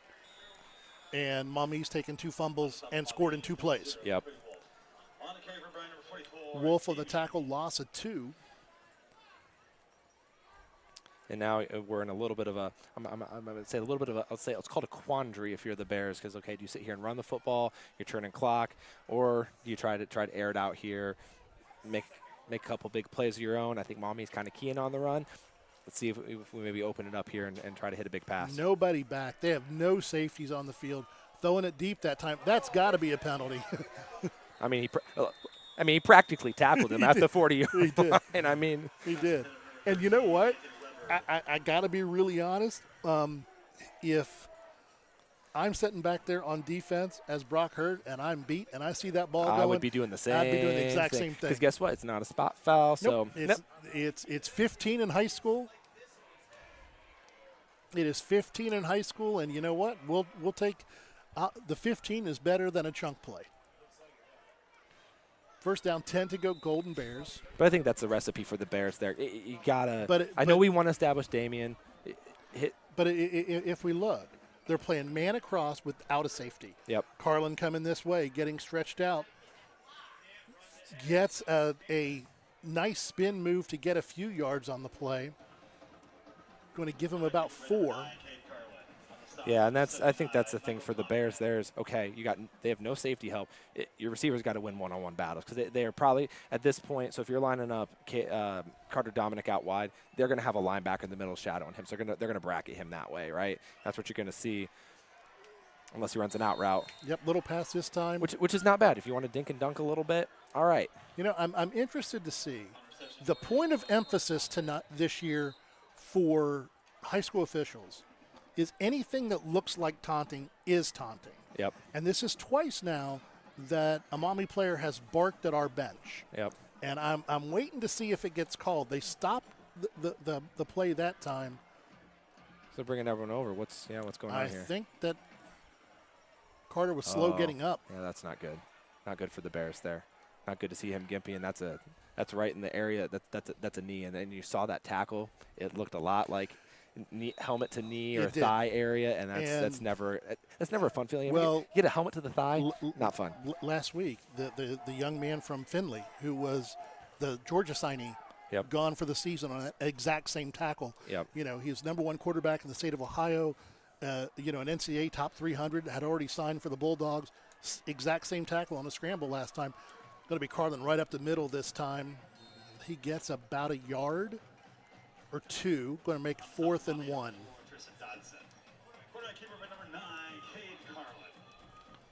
And I think it's decision time for the Bears. And with the way the score is, you roll the dice, 4th and 1, think you can get a yard. I've got to try it here. I think you go for it. I think you give it right to number 44. Go behind your best offensive lineman, run 44 right behind him. That's what they do here. And I'm not – they're marking him short. They sure are. Marking him short. So a couple of score updates that have come in. 14-0 now, Wapak. PH up over Ayersville 28-0. Ayersville lost their starting quarterback last week as well. Napoleon Liberty Center. Napoleon over Liberty Center now 7-6. St. Henry 28, Archbold 7. You say Napoleon over Liberty? Napoleon 7, Liberty 6 in the second quarter. Wapak 14, Defiance nothing. Delta 21, Fairview 7. Bath 21, Van Wert 17. Hicksville 16-6. Wauseon Bellevue tied at 7. Edgerton 35, Hilltop nothing. Eden 35, Antwerp nothing. Pillier 14, Woodmore 7, and here goes Midcalf up the middle again, cuts it to the outside. 30 this time gets run out of bounds. And that's where you can see Maumee has found a lot of success. You'll see it on the replay here. Just run right behind that left side of that offensive pull guard and then run it right the opposite way, creating a nice cutback lane. And that's really what they're doing. And they're pulling those guards so we get our linebackers going one way, creates a cutback. And that's what Midcalf and Wolf does. If you've looked tonight, their entire running game is predicated on cutbacks. Yep. Well, and that's the thing. As a defense, if you're catching the defense overflowing, over-pursuing, that's exactly what's happening right now. The Bears are over-pursuing a little bit, following those blockers, and they're cutting right back behind them. Trips to the field side. One back in the backfield. It's going to be Bonds Crawford in the backfield now with Kubitz. Fakes, little flip out to the side, and he's going to take it all the way to the house. Oh, no. Oh. Nice play in the defensive backfield. That went once again. Going to be Hunter Watson. Hunter Watson with a nice play not to give up the touchdown there.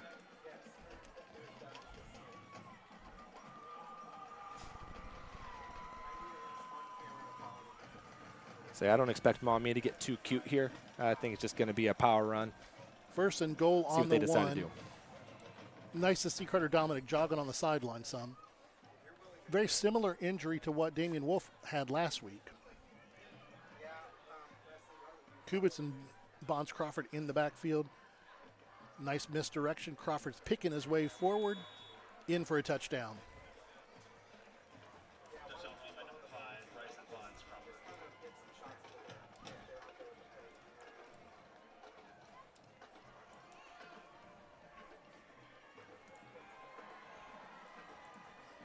Seeing Carter Sickle getting some instruction on the sideline. Maybe a little change of pace at the back. The kick is up, and the kick is good. 5:15 to go here in the second quarter. 42-0 Maumee.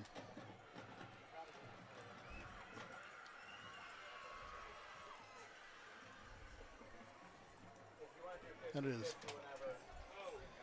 Looking and seeing Sickle going out on the kickoff team. Seeing a couple of changes out there on the kick team. Ladies and gentlemen, if you bought a 50-50 ticket, go ahead and get those out right now at the midfield gate at halftime. We need number 266-412. 266-412. Yeah, that Napoleon 7-6. You know, winning the River Rock does something to a team. It does. And 35-34 over Defiance last week in the battle for the River Rock, holding Liberty Center.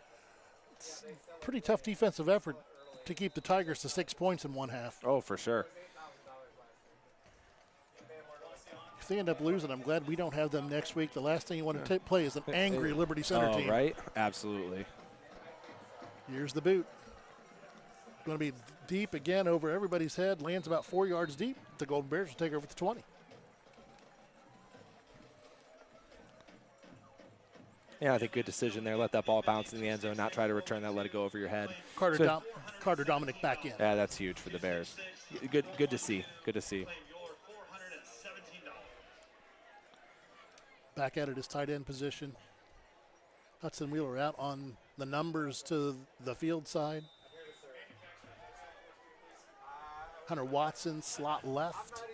Now bringing him in motion, putting coming off the field. I was signed into lights, but I timed out waiting. Time to throw this time.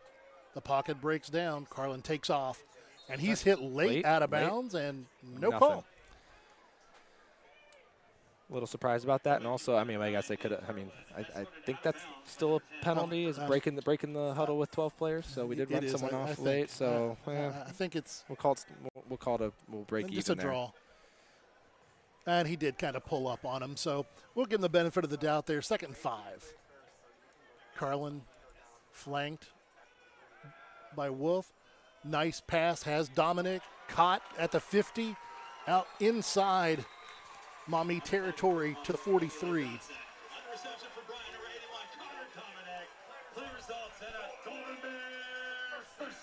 Big first down throw there. Get the Bears out of their own territory, get a little bit of momentum going in the right direction, because you get to a certain place where now this is about next week and the week after. Yep. And that's good to see. Again, we're still fighting. We're still playing. Exactly. Still playing hard. And again, that was good route there by Carter Dominic. Wolf up the middle. Nobody hits him until he's at the 40, pushes the pile forward as he's been doing all season long. Inside the 40 to about the 38-yard line. Going to be second and 5. 4:20 to go here in the first half. 42-0 Maumee. Plays comes in from the sideline. You've got 2 to the field side. Slot to the boundary side. Little roll. Pass is tipped. Incomplete. Pass intended to Wolf out in the flat. Donovan Mays gets his hands up. Yeah, that's just a nice defensive play there. Stick your hands up. If you see the quarterback's on, you're not going to get there. Get your hands up. Stick That's them what up you're and make a nice play there to bat that pass down. Third down 5. 4:06 left here in the first half. And again, I think if you're the Bears here, you got 2 plays to get the first down here. I mean, you're kind of that no man's land where, and especially given the score of the game, no reason to punt here. It's going to be a motion penalty on Damian Wolf. You had the Hulk smash package in with Carter Dominic I like that little in, wrinkle in there. And you had Carlin split out, but Damian was tiptoeing forward that time. Going to take it back to 3rd and 10.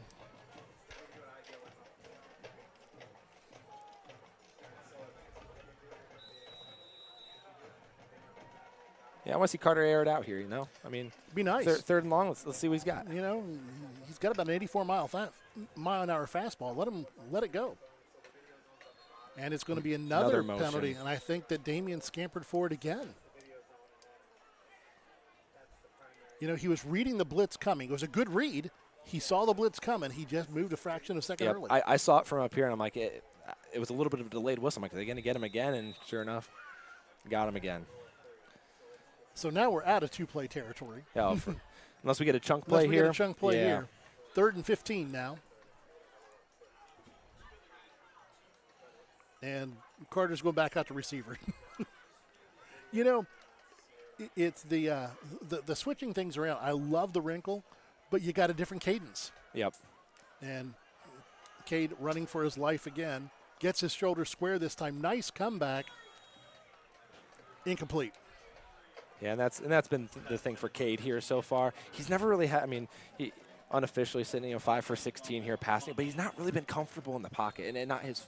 I want to say not his fault. He's been flushed out of the pocket multiple times trying to make plays. So he's not been able to really sit back there and pick apart the defense at all. That's being chased by a big man, 6'3", 285 pounds. Yep. And again, when you get getting chased by that guy, he's rolling to his left now, so he's throwing it from his non-dominant side and not able to get those shoulders square. That's tough as a quarterback. And that is a big human being following you. And again, the thing is that you look at team speed. He was step for step with our quarterback. I mean, our 5'9" quarterback and their 6'3", 285-pound defensive tackle were running step for step, and that's just a tough thing. It is.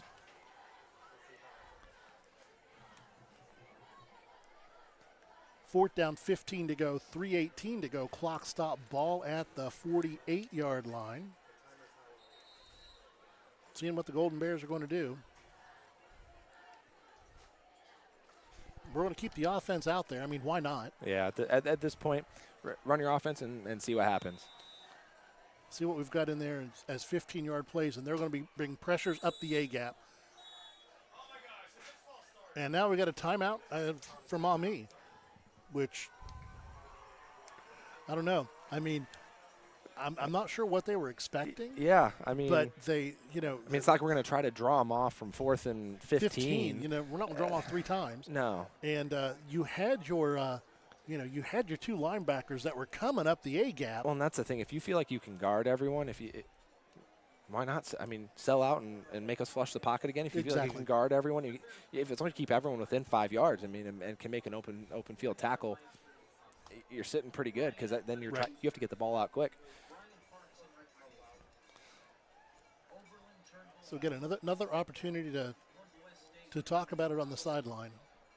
Yeah, so I wouldn't be surprised if Maumee stays in. I want to say stays. It goes to more of a prevent defense here, given it's 4th and 15. But heck, why not come after and put pressure on Carlin and see if he can get the ball They off actually quickly. have a zone. They're not manned across this time. They got a couple safeties back there. So try to keep everything in front of them. And Carlin gets flushed. Steps up, nice pass, caught, turned upfield, first down. Yeah, nice. And that's fine. He was able to stay in the pocket, stepped up, made a nice throw, and was able to find Carter Dominic along the sideline there for a first down. 3:10 to go. Ball inside the 30 now at the 29.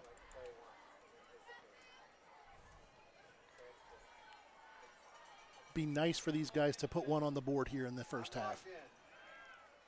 Carlin back, steps up again, pulls it down, drug down. Going to be good for about 1 or 2. So again, give him a couple yards. On the roll forward Give there. him 1.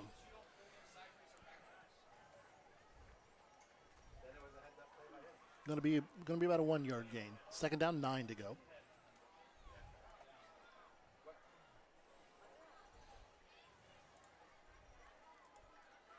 Dominic wide to the boundary side.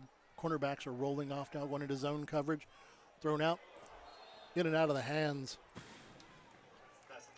So Bears lucky that one wasn't Brock picked Hurd. off. You know, Yes, see the it replay was. here. The Welling Construction replay.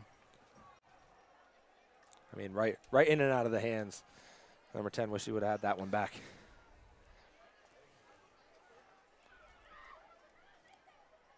Second down now. Third down, 9 to go. 2.5 to go here in the first half. 42-0 Maumee. No one covers Williams County sports like 100.9 B-Rock, and follow the Bryan Golden Bears all season long on Q 96.5. Listen on air, online. Another pass caught again by Carter Dominic. When Carlin's had time, he's made really good passes. He has. He's been able, again, when he said when the line's giving him time, he's able to step in the pocket and find Carter Dominic and other receivers for nice chunk plays down the field. First down, goal to go.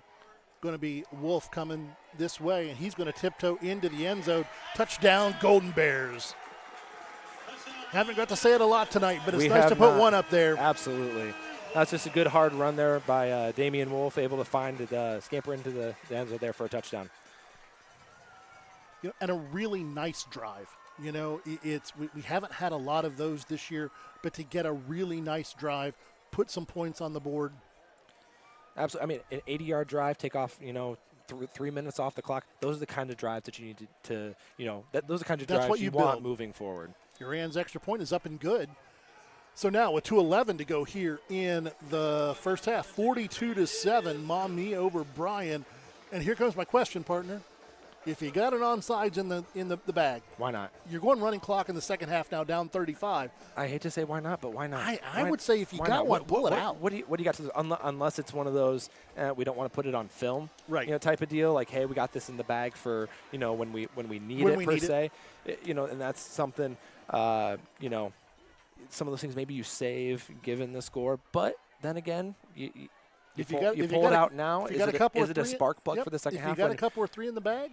When we get the ball to start the second half, okay, then you create a little bit of momentum of your own. Like, okay, like you go down and score. Okay, yeah, it's still 42-14. If you were to go down and score, if they do onside this, who knows? Who knows? I don't know. One of the things I've thought we would see more with all the teams going to turf are the straight down kicks. Yep. The boop and pop it way up and. Yep. Because it does it. It just you don't get the wild, crazy ricochets that you do, and with the little softer ground, it's a little more true to, I want to say not true to form, but little true hops. In my high school days, we had a foreign exchange student from Colombia, and we didn't have soccer back in the day, and so he kicked for the football team, and his best kickoff was literally he would watch the first couple of kickoffs and watch which of the front man turned around, and he'd just drill it right at their back. Nice little low kick, going to take a hop, picked up at the 10, out to the 20, to the 30, wrapped up. When your kicker's one of your starting linebackers, you're not nearly surprised for him making a tackle, but Jacob ended up making the tackle.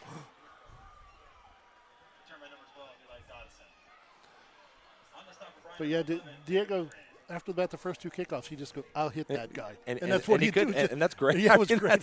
That's Just awesome like- that he was looking at that Yeah. and knew, like, yep, if he's turning around, I'm going to pelt him right in the back, and we'll get the football. You know, the rule was don't get hit, so he'd kick and run off the field, but he'd just be like, I kick it at that guy. Panthers out. 2 each way. And a timeout by Bryan as they're late getting their 11th guy on the field. And those are the kinds of things, I'll be honest, as a coach, that just make you incensed. Yes. Especially coming out of, okay, we just kicked the ball off. You know you're going to defense. That just, Well, it's the mental I things, think right? what it that was just, there is that there was a little bit of confusion Yep. because Carter didn't go in on defense. Yep. And I think it was Jacob was going in to play end, and in the defensive set we were in, we had 2 linebackers. Yep. So Jacob's the third linebacker when we're in the 4-3, and I just think that he didn't realize that Carter didn't go in the game. Yep. You know, but and those things happen. Those things happen. But Yep. but you're right. As a coach, it's one of the things. It's like, all right, you know, let's get our focus. Mm-hmm. Let's get ourselves into this one.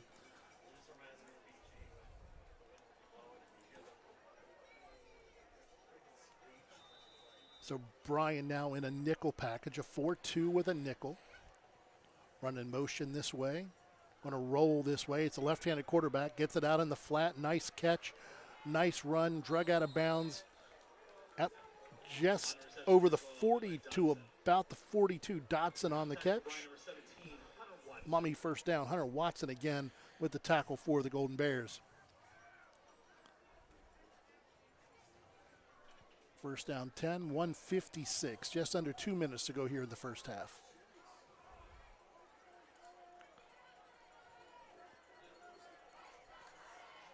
Fakes the handoff. Throws a fly.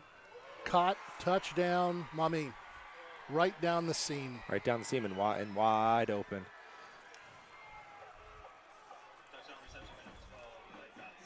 Eli Dotson again. Look at this in the Welling Construction replay.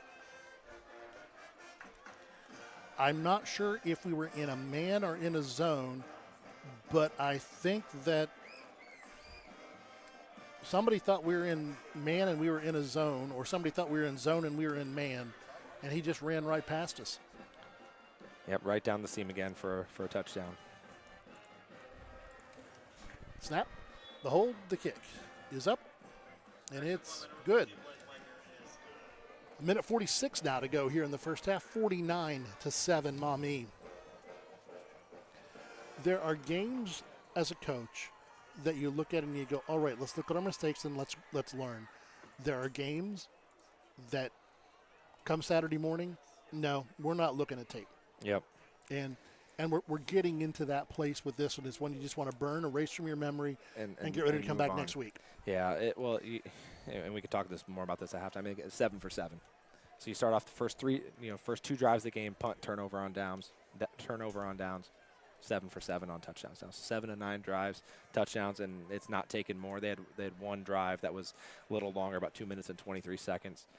But it's chunk plays. I mean, that was a chunk play. Chunk plays, and even on that on that drive that was over 2 minutes, they scored on a chunk play. So that's been the story of the night here for the Bears.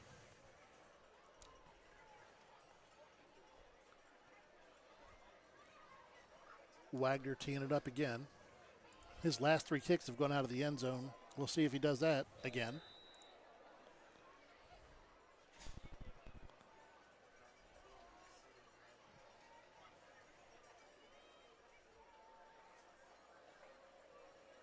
The run up, the kick, and he gets all of it. Going to be kept in the field of play, taken at the 5. Hunter Watson finds a seam out over the 30, makes a man miss out over to the 35. Nice return that time by Hunter Watson. Absolutely found a nice little crease.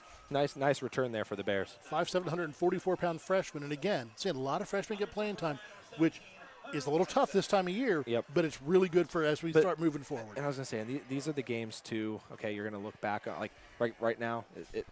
This is not where we want to be. Right, 49-7. You know. At the end of the cycle, it's not where we want to be. No, it's not where anyone, coaches, players, anyone wants to be. But this feeling and this ball game, you may not remember it right away, but you'll remember it, and it'll pay dividends down the road for the Bears. Carlin's pass over the head that time of his intended receiver, Aiden Wallace.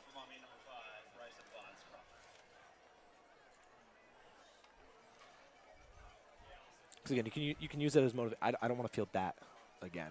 I don't want to feel like exactly. that again. 131 here in the first half, 49-7 Maumee. Ball at the 35 near hash mark. 2 receivers each way. Pocket breaks down. Cade escapes. Misses one tackle. Makes another one miss. Out over midfield. Brought down just over midfield at about the 49-yard line. Nice run that time. Nice escape. Absolutely. And again, still fighting, still playing, still running hard. That's a good run. Way to make a couple guys miss here by Cade Carlin. Good run there for the Bears.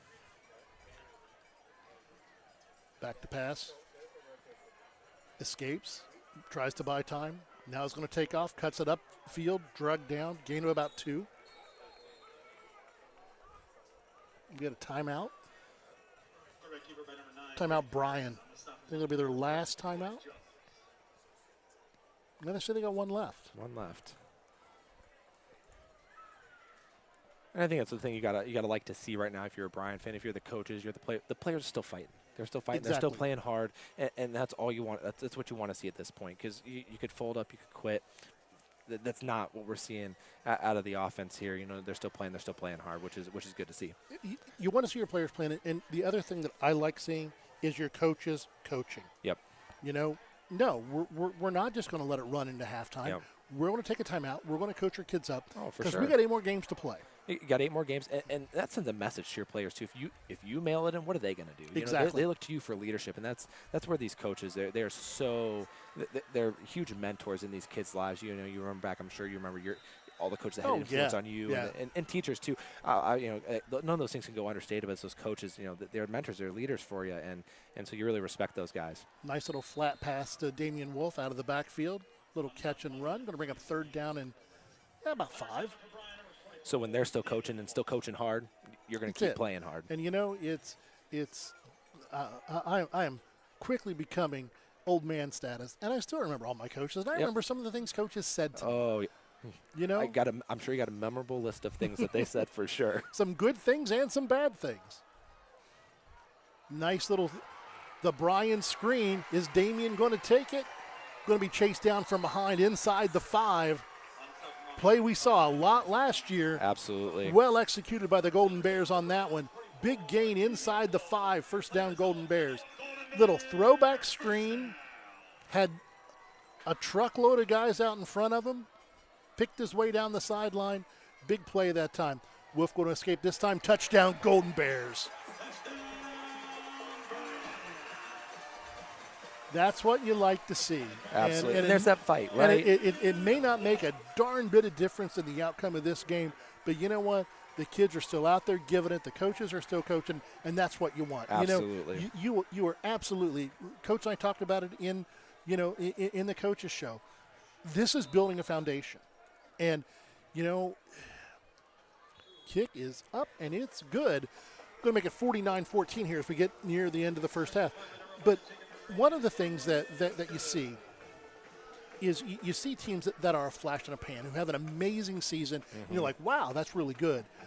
But no coach wants a flash in a pan season. Right. You know, everybody wants to build a Van Wert where you have 8 straight years or 7 straight years of an All-Ohio quarterback. Right. Someone wants to build a Liberty Center where they're making deep runs in the playoff every year. Someone wants to build a Patrick Henry where you're looking at a D7 school dressing 60 kids because everybody wants to play. That's what coaches want to build. Absolutely. And I try to tell folks that, you know, it's not always about building a winning team. You want to build a winning program. Yep. And it starts here. But it also goes to your junior high team. It goes to your Little Bears football team. And, you know, you start doing that building. My alma mater got a new head coach this year in high school. Mm-hmm. And their first day of practice was open to all the mini coaches. I think that's awesome. And you know, it just brought them all out. And we're not going to tell you how to play. We're going to show you what we do at this level. Yep. Well, because it's like I said, it's about winning programs. What creates winning programs? Winning culture. Your culture matters. So yeah, even in these games where yes, you know what, it's your first year as a coach, and now it's Coach Staten's been a head coach other places, right? But first year as a head coach here, you're setting the foundation for the program. You're still fighting. You're still competing, even though you were down by 42 points. You're still fighting your tail off, and that's a big thing to see. You ran with a really tough to handle kick. Fortunately, it's high school, and once it crosses the goal line, it's a dead ball. But that ball was live because I believe it was touched. I'll say, is that rule in high school, even if it's touched? Yep. I'll say that's unfortunate. It for is the Bears unfortunate, there, yeah. That'd be a huge, that could have been 49 to 16. Mm-hmm. I want to take a peek here, but I think, look at the short hop on the Welding Construction replay. It did. It did. That went off his thumb. It sure did. Yeah. So that was a live ball until it hit the end zone. So 32 seconds. See what Maumee wants to do with it here. And we got a wait on the play, something going on. Too many men on the field for us. 2, 3. Sure, I think it is. Yep, I count 12.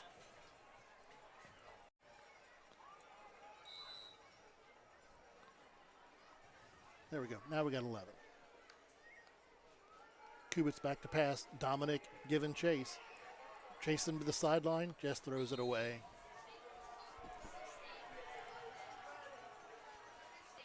Pass was complete to Coach Staten. Made a nice play along the side. I think he got it. Play. He did. He caught it. Give and chase. There's the pass. There's the catch. First down, coaches. Second down, 5. 24 seconds to go here in the first half. Kubitz behind the center. Back to pass. Pressure comes. Flushed out of the pocket. He rolls. This time he's going to take off out over the 30. The first down. Steps out of bounds. He's deceptively quick. He is. Yeah, he's been able to escape the pocket a few times tonight. Just keep the chains moving, and that was a good run there. First down, 10 to go. 17 seconds to go here in the first half.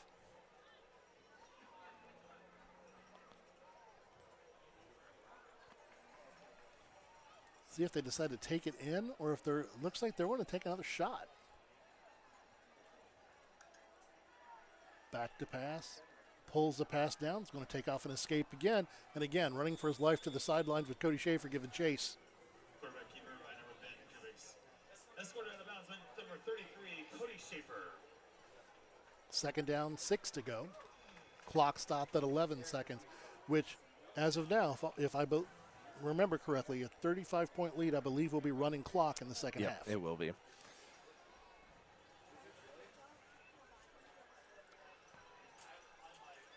Bryan back in their base 4-3 with Jacob Duran back in at linebacker. Little middle screen, going to fall incomplete. 7 seconds to go. It's interesting. Maumee is a running team. Run. They get down here in this end of half stuff. And they've been pass. They're working on their 2-minute offense. Yep, sure. Let's work on our 2-minute. Yeah, and a good time. And a good time to work on it. It's a good time to do it. You know what? Let's work on our 2-minute against live competition, because again, you can't coach live competition. Right. No matter how hard you try. And you scrimmage a couple times in the year, but nobody's showing you everything they got when they scrimmage. So trips to this side. Going to be a handoff coming this way, wrapped up, brought down, and that should bring us to the end of the half.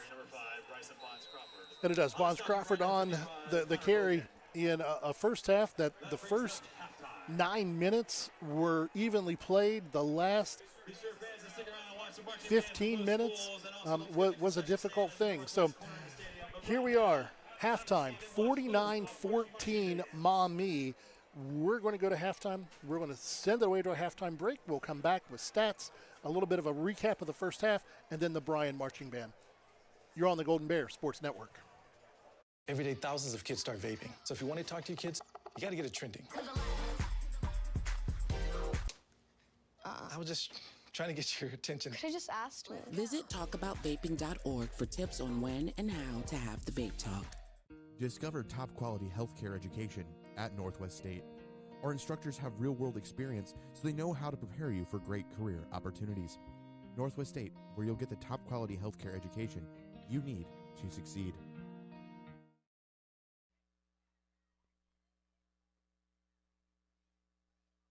Welcome back here to Golden Bear Stadium as the Maumee Band is making its way to the field. We'll take a look at our stats in just a second. Updates from around the area.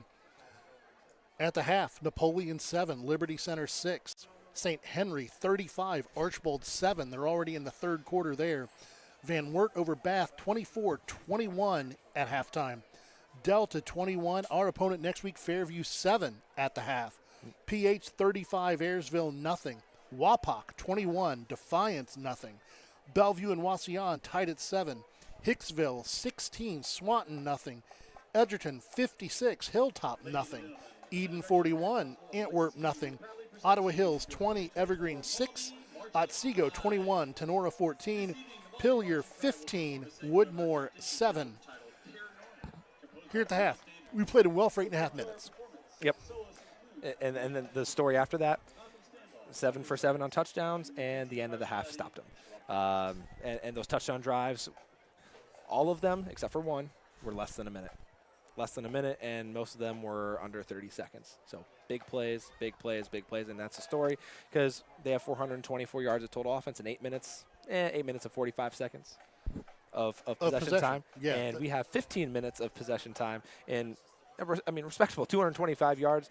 We've went on two sustained touchdown drives at the end of the half, again, which is good to see from your offense. Again, given the score the way it is, that's the momentum we got to keep building. Forget the score at this point. Go out, play your game, and I want to say see what happens, but just continue to build confidence. Like, yes, we can sustain drives and go score as an offense, and that's going to bode well. Again, if it doesn't change the outcome of this game at this point, I hate to say so what, but so what? Keep building for the rest, the last 8 games of the season, because that's what's going to be huge moving forward. It is, and you're getting a lot of young kids reps, which you don't necessarily want. But again, it's good to see the young kids getting the reps. Right. It's good seeing the young kids make mistakes. Yep. And then correct their own mistake. Right. Because you learn from it, you correct it. Exactly. You get it all on film because the eye in this guy doesn't lie. Right. We're going to come off to the sideline. We're going to get coached up. Yep. We're going to point out, look what you did here. Yep. And is that the way we coach you? Mm-hmm. No, coach, that's not the way we coach you. Well, all right, let's not make that mistake again. And we've seen a couple of times where bad angles, a missed tackle, trying for an arm tackle, trying to hit a really strong running back up high that just doesn't work. Right. And then we come out the next time, it's like, all right, we break down, we go low, we get them around the waist and legs, and we drive them to the ground. And that's what you want to see from your kids. You know what? A lot of freshmen and sophomores get a chance to make those mistakes on Thursday afternoon in a JV game when nobody's watching. Yep. And as you said, a couple minutes ago, there's no substitute for experience. Maumee was working on their 2-minute offense. Okay, so they had that experience in game. We're getting that experience, all those younger guys experience in game, because now you see it and you know the speed of the game, because it is a steep learning curve unless you are just a grown man as a freshman, which not a lot of freshmen are. That game is coming at you real quick, and eventually, whether it's game 3, 4, 5, game 7, 8, 9, start of next year, that game's going to start slowing down for you. It's like, I've seen this, I know what, not that you know what's coming, but it's like, okay, I've seen this, I know which angles to take because this guy's a little bit faster, and you start seeing things, and that game slows down for you, and that's going to be the key moving forward. And one of the big things coming to the high school level, especially the high school level in 2024, from the junior high level and the middle school level, is you know what? Coaches can show you things as a freshman on film about an opposing player. Yep. And you've never seen a player on film being broken down before, so it's hard to digest that information. And now you're like, oh, when I see this on film, he's moving at this speed. Correct. I need to make some change, and so it really is. It's about building a program, building a foundation. And I think that, this is going to be a season that is going to be a little painful for some of these kids. It's going to be painful for coaches. It's going to be painful for some fans. But yet we have to step back and keep looking at the big picture about what's going on here. Yep. And, there's not a whole lot of teams out there that we're going to play all year that are going to put out 2, 3, 4 freshmen. And and for folks at home watching, I want you to think, we are this year where Fairview was last year. Right. We're playing a lot of young kids who don't have a lot of Friday night experience. Mm-hmm. And, again, it's one thing to play a junior high game on a Tuesday afternoon. It's one thing to play a JV game on a Thursday afternoon. Yep. It's another thing on Friday nights with the band and the lights and the crowd and the PA. It's a different animal. It is. It sure is. You hit the nail on the head multiple times. It is. This will pay dividends, whether it's later in the season. You'll remember these moments, whether it's a year from now, 2 years from now, these freshmen, these sophomores, they're going to remember that and be better for it, okay? Better for it, because, again, these coaches are coaching, they're coaching hard, and that's the culture that you want, and that's what's happening on that sideline. It is, and that's just what you ask for. For the Golden Bears, again, the last 2 drives of the half, that looked familiar. Yes. Yep. That looked very familiar. Absolutely. And again, that's the resolve you want. I know that's what's being said in that locker room right now is forget the score, go out and just play Golden Bear football, stick to your assignments, and whatever happens on that scoreboard will be what it will be, but forget the scoreboard right now. Just go play football, see what happens, and maybe the score change, the outcome changes, maybe it doesn't. But forget the scoreboard, go play football and have fun and stick to your assignments and play good, fundamentally sound football. Because it's I don't want to say it's 6, 7, 8 plays, but that's the difference. And against good, experienced teams, 6, 7, 8 plays mounts into 49-14. It does. And when you look, you can see, on the wheel route, nobody accounted for the guy in motion. Right. Were we in a zone? Were we in a man? Were we supposed to shift the zone to follow him? Right. Was somebody supposed to go with him? Well, whatever. Neither one happened. Mm-hmm. And, that's something that coaches can look at and go, all right, look at what happened. Yep. And now what happened? Right. Exactly. What happened? Yep. I'm not going to tell you what happened. We're going to show this, and for those of us who have been in the film room before, Mm-hmm. we're going to show this 3 or 4 times until you give me the answer I want. Right. To what did you miss? So you understand, okay, yeah, what coverage, what was I supposed to do? Was I supposed to bump? Was I not? Whatever. And again, the kids will be better for it. A little tough to do some of that in game. Like you said, it'll come in the film room. They'll adjust, and the kids will be better for it. So with that, with the Maumee band on the field, Bryan's band getting ready to come on, we're going to take a quick break for our sponsors, and we'll be right back with more of our halftime show here on the Golden Bears Sports Network. The Bryan Parks and Recreation Department would like to wish the Bryan Golden Bears good luck in tonight's game. The Bryan Parks and Rec offers a wide variety of classes for you during the entire year and an array of sporting events all year long. Check out what the Bryan Parks and Recreations Department has going on at bryanparksandrec.com or like them on Facebook. The Bryan Parks and Rec hopes to see you in one of the many parks that Bryan has to offer and enjoy the facilities. Questions about the classes or rental of one of their facilities, call 633-6030.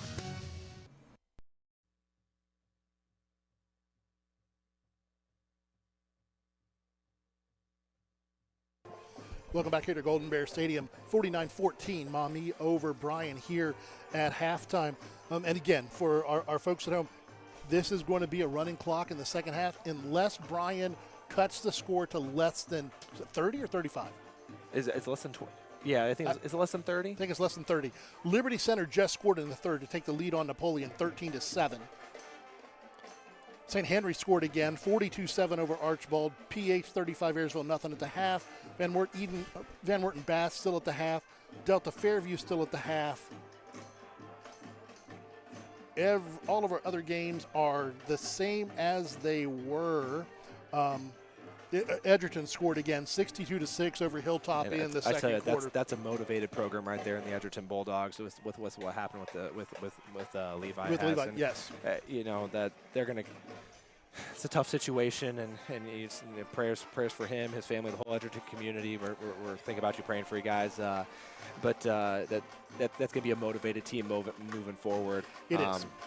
As they grieve the loss of one of their teammates. It is, and from my standpoint, taking a little bit of broadcaster privilege, the young man that died in Madison, West Virginia, was my aunt's best friend's grandson. Oh wow! And so. West Virginia plays a 10-game season, but they have a bye week. Oh, do they? So they have an 11-week season to play 10 games. And tonight is the opening night in West Virginia. Madison Scott is off. So my uncles were both All-Staters that played at Scott. So when you hear me running through scores and you hear Scott, It's not Toledo Scott. Scott. I'm talking It's about the West Virginia Skyhawks. I Scott. promised my aunt that I would give the Skyhawks a shout-out all season long here. They open up next week with perennial West Virginia 2A power Wayne, and that's going to be an interesting ball game. Scott's beat them 4 years in a row, wow. and Wayne is a traditional power. West Virginia power. So they are – Wayne is the small school West Virginia version of Liberty Center. Same offense, power offense, lots of motion, things moving in different ways. That's going to bring us to the end of our halftime show here for us yapping at you. We're going to turn the thing over to the Bryan Marching Band. Here come the Marching Bears onto the field for your halftime entertainment.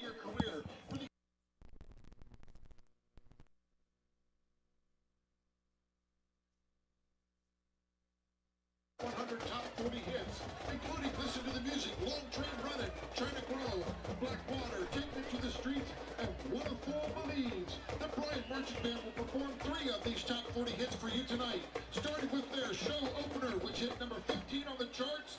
Here is China Grow.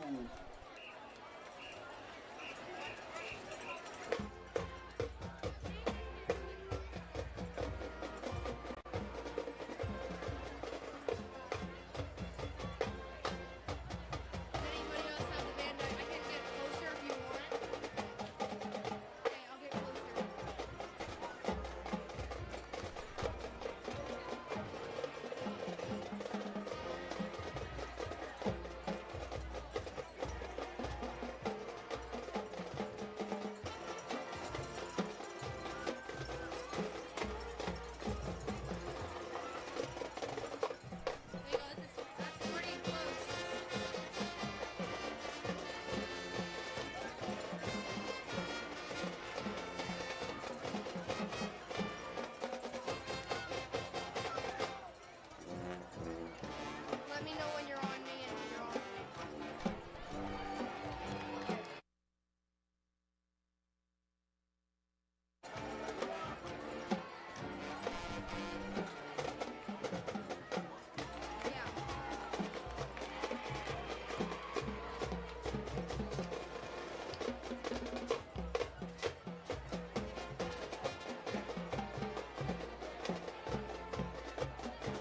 What?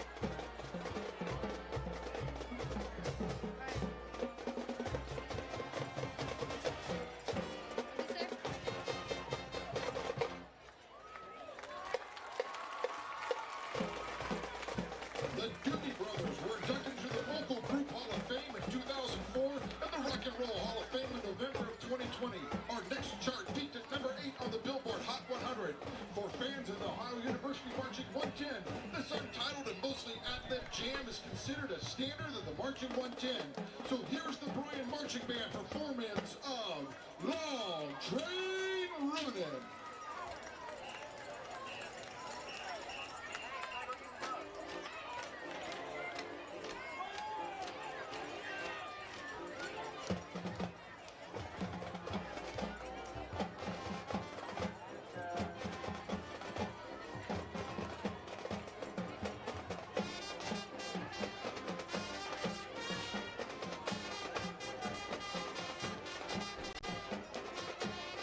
I honestly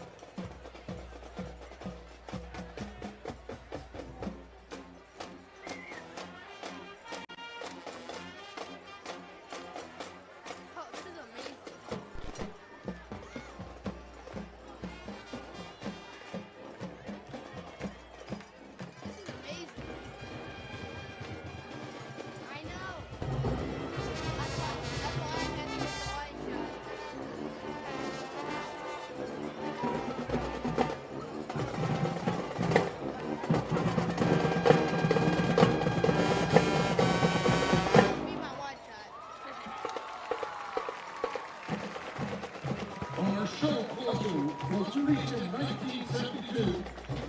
And the Doobie Brothers, and it was the Doobie Brothers' first major hit. The motivation for the song was the idea of getting the world's leaders together to sit down and listen to the music around them. The song peaked at number 11 on the Billboard Hot 100, and it's a perfect way to close our Doobie Brothers show. Here's the Bryan Golden Band performance of Listen to the Music, featuring Rudy Breland on trumpet and Noah Mills on tenor sax.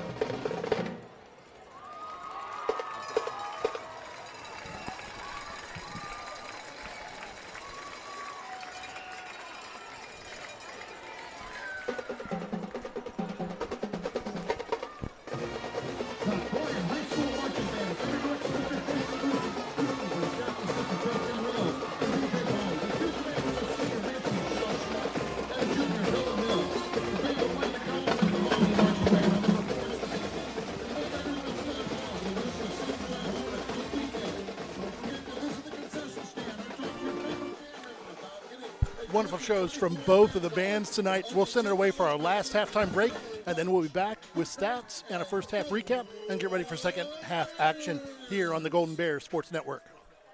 Here at the Williams County Veteran Service Office, our mission is plain and simple. We are here to serve our local Williams County veterans and their dependents. We are staffed with trained service officers who have the compassion and understanding to assist their fellow veterans in obtaining all federal and state benefits that they have earned. Additionally, we provide emergency financial assistance and transportation to VA medical centers. So if you're a veteran or a dependent of a veteran, stop in today and see how we can help you at the Williams County Veteran Service Office.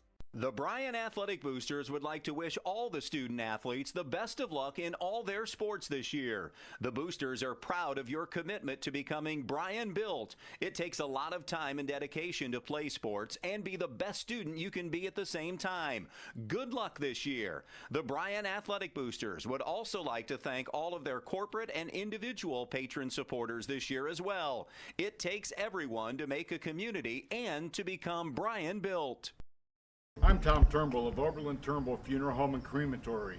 Family-owned, family-focused, celebrating our 100th anniversary, 2022. It's great working with family. The relationship we have with one another allows us to focus on your family and help guide you through the planning process. We focus in on your family's needs to make sure that everything is done the way that you and your family want. Right now, our family wants a Golden Bear victory. Oberlin-Turnbull Funeral Home and Crematory. Family-owned, family-focused.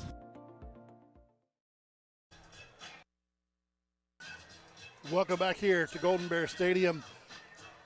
A huge shout out to all of our sponsors, the Bryan Athletic Boosters, Bryan Parks and Rec, Northwest State Community College, Oberlin-Turnbull Funeral Home and Crematory, Veteran Services of Williams County, Andres O'Neill and Lowe, the Daniel Van Atta Agency, Creel Funeral Home, Starks Plumbing and Heating, Thiel Supply Center, the Carlin Company, Tri-State Vision Center, Veteran Services of Williams County, all of those that make this happen.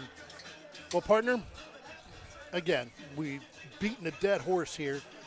8 minutes, a really close football. We held them. And then the last 14, 16 minutes was a very one-sided affair. It sure was, and really, again, it's we're gonna call it the snowball bugaboo, but you know, it was the same kind of story last week. You know, at one point, it's big play here, big play there, snowballs. Same thing tonight. Seven of 7 touchdown drives after the first 2 drives for Maumee. And what is it? Big play, big play, big play, big play. One drive was over 2 minutes. The rest were, let me check. They were all under 30. Well, sorry, all were under 43 seconds. If we're going to be precise. They were all under 43 seconds. 6 touchdown drives. The longest one, 43 seconds. Yes. That's that's tough because, you know, from a coach's standpoint, you talk about the system, you talk about discipline, you talk about no mistakes. And last week, one of the things that we found when Damian Wolf broke that really long run around the corner was he got caught from behind.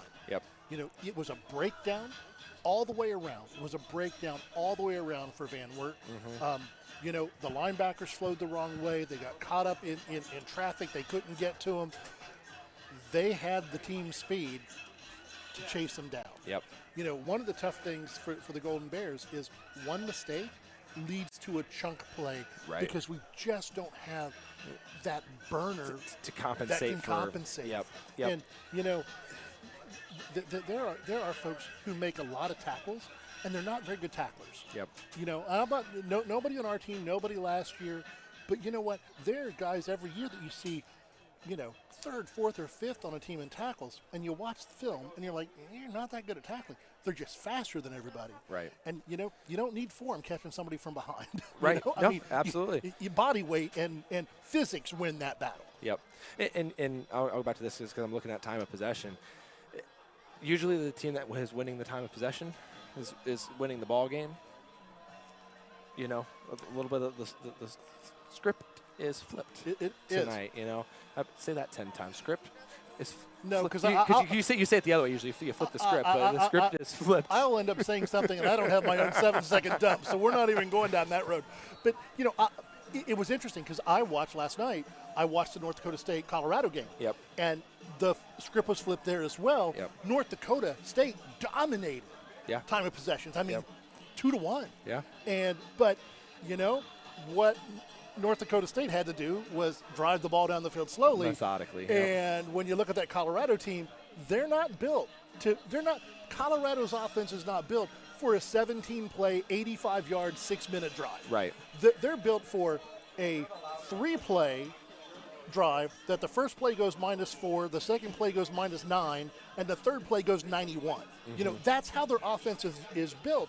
And so, you know, that's the tough thing is when you've just got this amazing speed on the outside, you can do things like that. And, you know, that's what Maumee's done. You know, I didn't think last week we'd see anybody that was any faster than Briston Wise. Well, then I saw Keyshawn mid-calf, and he's right up there. He puts on. I mean, that's the thing. He's one of those runners. He's patient through the hole, waits for that cutback lane, and then boom, hits it. And once he hits that cutback, you've got one shot at him at that cutback lane. Yep. And if you don't, he's gone. And one of the things that Van Wert did really well, and this Maumee team has done really well tonight, is they block well on the edges. They do. You know, being an old Pittsburgh Steelers fan, you know, the number of times I went, when Hines Ward just crushed somebody blocking from wide receiver. Yeah, probably from the Browns. Well, we hope. You know, but it's one of the things that we've seen the last 2 weeks are teams that are really, really good at blocking downfield. Kickoff down inside the 5, out over the 20, 25, 30. Nice little spin move upfield. Doing a really good job. They swapped the return men. The return men, Hunter Watson and Anthony Weber, swapped side of the field after Anthony's fumble. And Hunter Watson's done a really good job He back has. there as a He's done a freshman very nice returning job. kicks. Yeah, been very effective. And it's, it's a little bit of a different style. Anthony kind of looks for the seam. Hunter gets it and goes. Going to be a handoff coming this way. It's going to be Damian Wolf. Skips out of one tackle, can't get out of the second one. Going to be brought down for a gain of about 3 on the play. Going to be second down 7. And again, folks, we're at a running clock now. So we're at 11 minutes to go already in the first half because after the kickoff, clock keeps rolling.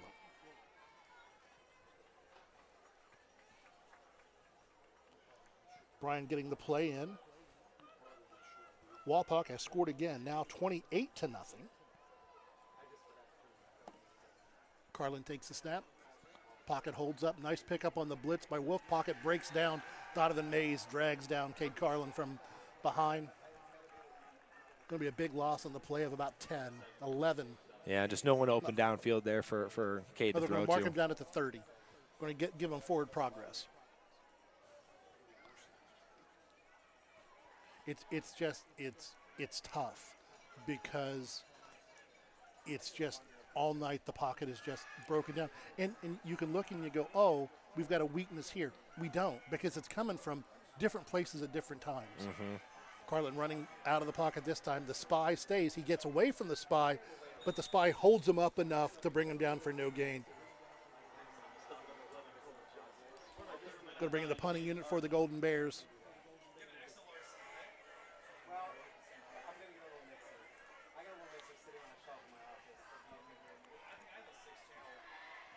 Jacob Uran in to kick.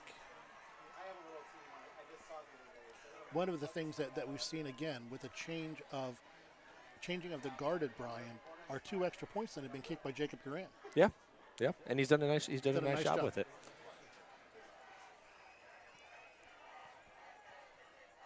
Snap back, step, punt. Little knuckleball going to take a. Last week he had one punt that was a shanked punt that took a really good Bryan roll. He got about a 53, 54-yard punt out of about a 25 or 26-yard punt. Then he hit one beautifully that would have been an awesome approach shot in golf because it just checked up and backed up and, had a nice punt that went about 38 yards in the air and ended up being a 25-yard punt because it just took off backwards. about almost what that one did, Yeah. It's like if that catches that ball the right way on the turf. They're at the 2 and not at the 32. Oh, yeah. I've seen that. I'll plug my alma mater in terms of college ball. Heidelberg, we had a kid like a 110-yard punt so he was at the back of the end zone and he kicked it all the way into the other end zone because it hit and it was really windy that day, so it just took off. Just took off. Wrapped up mid-calf that time really well. Nice defense that time. Cody Schaefer in there. Damian Wolf in there. Connor Hogan in there as well. So 33, 44, and 55. All the double number guys were in there. Trips to this side. Nobody to the left. And especially with the running clock here, I expect a steady dose of run, and probably run some more from the Panthers here. Not saying they won't mix in a pass, but I expect a steady dose of the run game. Could be mid-calf again. Goes inside the guard, pushes upfield, going to get another one. Pick up 2nd and 9. Clock rolling at 8 minutes here in the third quarter. Logan Carter on the stop for the Golden Bears. We need a 22 and a 66 and an 88 out there because 11, 33, 44, and 55 and 77 are making the tackles right now. Kubitz back to pass. Lofts one down the seam. Caught. Be mid-calf again. Took it away from Weber that time. Weber made a nice play on the ball. Here on the Welling Construction replay, the lefty just lofts it up in the air.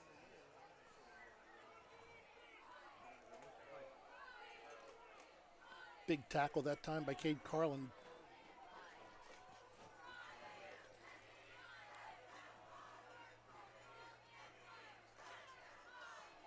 Motion coming this way.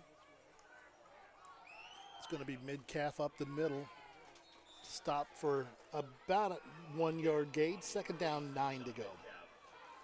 On the stop for Bryan, number 77, Logan Carter. Carter on the stop again for the Golden Bears.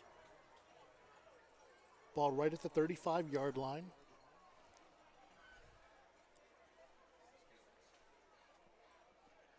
Mid-calf in the backfield with Kubitz. Two receivers to the boundary side. They've got one split out to the field side. Be Kubitz's twin brother. Once again, going to be mid-calf up the middle, and again, going to get about one.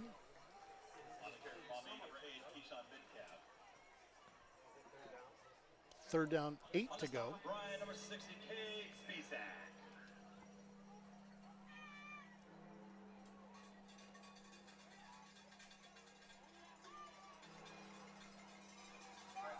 Slots each way this time for the Panthers. Mid-calf split to the left of Kubitz. Bryan in a 3-3. And we got a timeout on the field. Timeout, Maumee. We'll take one with them. 5:43 to go in the third quarter. 49-14, Maumee. You're on the Golden Bears Sports Network. At Oberlin-Turnbull Funeral Home and Crematory, we understand that family is at the heart of everything we do. Being family-owned and family-focused is not just a slogan for us, it's a way of life. We walk alongside you during life's most challenging moments, providing a guiding hand and a shoulder to lean on. With heartfelt care and attention to detail, we tailor each service to honor the life and the memories of your loved one. We treat you like family because your journey is our journey. Oberlin-Turnbull Funeral Home and Crematory. Family-owned, family-focused. PSM's Edge training program maximizes Taking a peek around the area again. Any change in scores? Delta 28, Fairview 14. Van Wert Bath 30-28, Wapak 34, Defiant 7. Here we are, third down, 8 to go. Trips to the right, tight end to the left. Kubitz back to pass, flushed out of the pocket, being chased. Going to keep it, run out of bounds. Going to be a gain of about 1 or 2 on the play. Going to give him 1, make it 4th and 7. Third and 7, 3rd and 8. All right, I think we're all adjusted here. 3rd and 8. 4th and 8.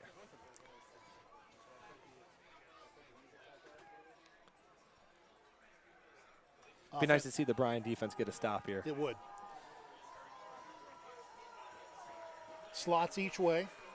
One back in the backfield with Kubitz. Pressure coming off the edge, it looks like. Uran is coming, picked up. Pass down the seam, has a man, touchdown, Maumee. Pass complete to Eli Dodson.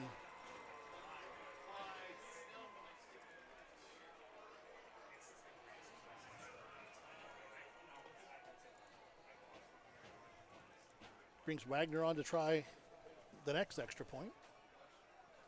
7 for 7 on the night.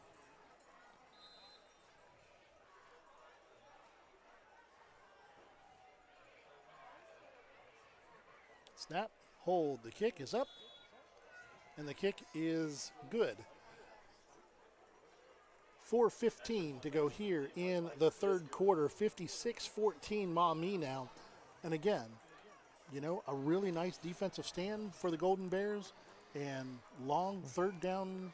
Should you blame me? I shouldn't have said anything. You shouldn't have said, hey, it'd be nice to get a stop. You know, Thunderberg says all the time, the coaches do their job, the players do their job, and wins and losses are up to the broadcasters. And, man, I got to tell you, partner, that was the broadcaster's jinx right there. It sure was. I said, hey, it'd be nice to get a stop here. You know, good for the morale. And then another, again, chunk play. And now going back to that third drive in the first quarter, the only thing that has stopped Maumee at this point was halftime. You know, and one of the things that I'm going to give credit where credit is due. A couple of those big plays, Maumee's backs, and Wolf has picked up one, Midcalf has picked up a couple. They do a really good job of picking up the blitz, they coming sure off have. the outside. That's the thing, that what they've given the quarterback time to throw, and that's huge when he can sit back in the pocket and deliver the ball on time and in rhythm. And that one was a boot. That went 8 yards deep in the end zone. Golden Bears will take over at the 20.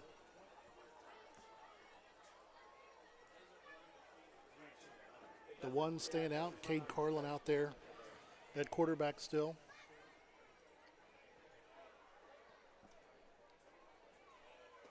Slots each way. And it will be interesting here to see how many more drives Cade and the first team offense are out there, especially with the running clock at this point in the game. Fakes to Wolf, tries to run up the middle. I'm not quite sure how he escaped that tackle, but he was able to spin out of it and make something out of it. Yeah, that was just miraculous. He even got a yard out of that. He got a football out of that, but I thought he was just absolutely going to get destroyed about 4 yards deep that time. Really nice move to make positive out of nothing. Back to pass. Out to the sideline. Short pass. Dropped it. Say incomplete. Pass was attempted to Easton Kerr, another freshman. And I feel like these have been a lot of the situations we've been in tonight as an offense is, second and long, third and long, and then you're not playing behind the sticks, but you're playing off schedule, Well, and that's and not where you want to be as an offense. And if you're ID, we got a penalty on the play. We've got a false start against the Golden Bears. I think that if your MO, if your ID of who you're going to be is to be a power running team, 3rd and 14 is not where you want to be. Not at all. You want to be, and you laugh at old time coaches that used to laugh, say 3 yards in a cloud of dust. Well, if I do my math right, 4 times 3 is 12. Absolutely. That means you're getting a first down. You're having to go for it every time, Yep. but you're getting a first down. But you're But you're in third and short. and 3, You're third and 3rd and 4, manageable. yeah. Your whole offense is still available to you. You're in 3rd and 13 here. There's one option. Nice pickup that time on the blitz, but it still ends up crashing the pocket, and down goes Carlin, sacked, and he's down. And that's what you don't want to see. That's the last thing you want to see. To see your quarterback. You don't want to see anybody go down, but especially your quarterback on a game where it's 56-14 in the 4th quarter. And he's up and off the field on his own power. I think that he basically just got landed on by a really big man. Yeah, I think so. We got the good old wind knocked out of him. You ran on to punt. Yeah, he's holding that stomach like, yep. Yeah, that was a big boy that fell on him. He ran standing on his own goal line. Snap, the step, the punt. Nice punt. Fair catch called at the 46, where Maumee will take over first down, 10 to go. And that will almost bring us to the end of the 3rd quarter.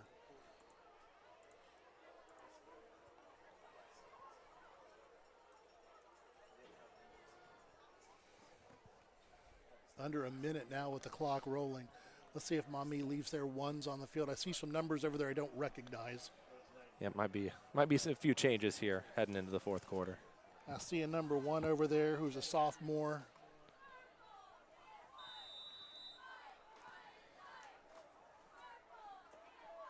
Looking to see. Yep, new quarterback comes in. That's going to be Keaton McCullough. Good Irishman coming in to play quarterback. A sophomore. Going to hand it off up the middle. Nice tackle in the middle by Cody Schaefer. That's going to be Bryson Bonds Crawford on the carry.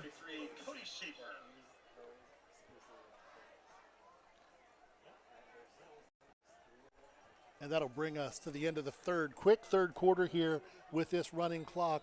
We'll take a commercial break and we'll be right back. Score Maumee 56, Bryan 14. You're on the Golden Bears Sports Network. Discover great job skills training at Northwest State. With over 50 different programs available, there is something for everyone. Providing hands-on training and education is the community college advantage.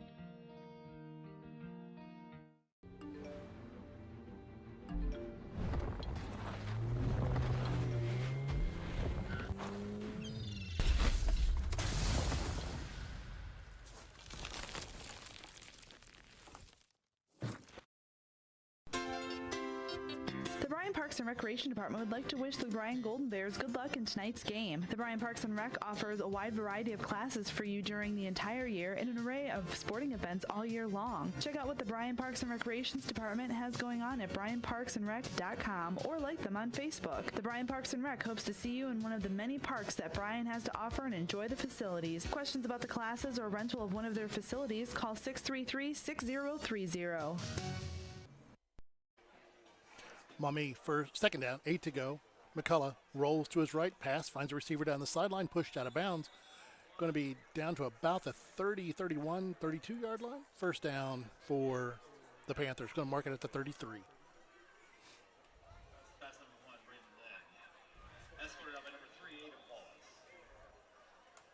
Braden Lynn on the reception. 6'2 sophomore. Slot left, H-back to the right, one back in the backfield. H-back's coming in motion this way. Snap, handoff coming this way. Little stutter step, gets around the corner. Nice little run that time.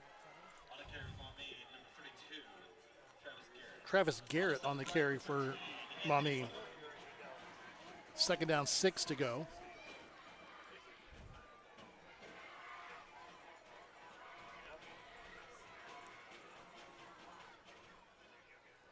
McCullough looks to the sideline to get the play.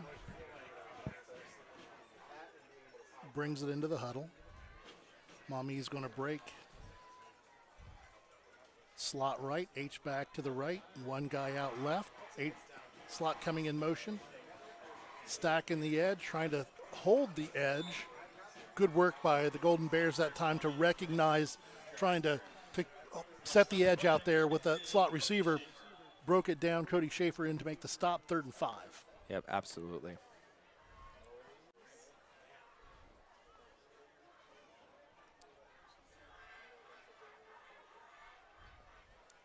Once again, slot right. One receiver out here outside the numbers to the left. They're playing really wide. Gold Bears bringing a little bit of pressure. McCullough throws down the seam. Incomplete, I believe, dropped. And lucky he dropped out. He was wide open down the seam, and again, kind of flooding that zone a little bit. They're just hitting that guy in the middle of everyone. It just looks like they're running. I don't know if they even ran a guy to the side. I don't know if we got the replay here, but it looked like they just ran 4 verticals there. Just hit the guy in the middle. But one of the things we've talked about for both of these teams tonight, the seam has been open. Yeah, it has been. The seam has been open. Maumee ended up double teaming Carter Dominic anytime he was at tight end or in the slot. Here we go, down the seam. Yep. 4 verts, and this guy sitting there right in the middle. Yep. Well, you stack the verts. You didn't send them all deep. You stack the verts. What do they call that? Intervals? Yep. That was a really good play by the Bryan defense. Sure was. As looked like somebody was calling a play one way and the line went the other way, but Bryan's offense coming back out onto the field. Cade Carlin back in at quarterback. Clock rolling. 8:40 to go. 56-14 Maumee.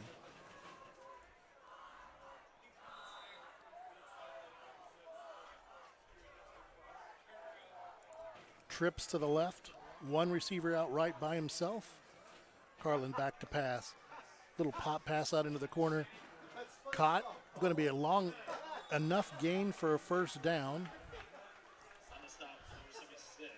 Pass complete to Hudson Wheeler. I think his first reception of the year.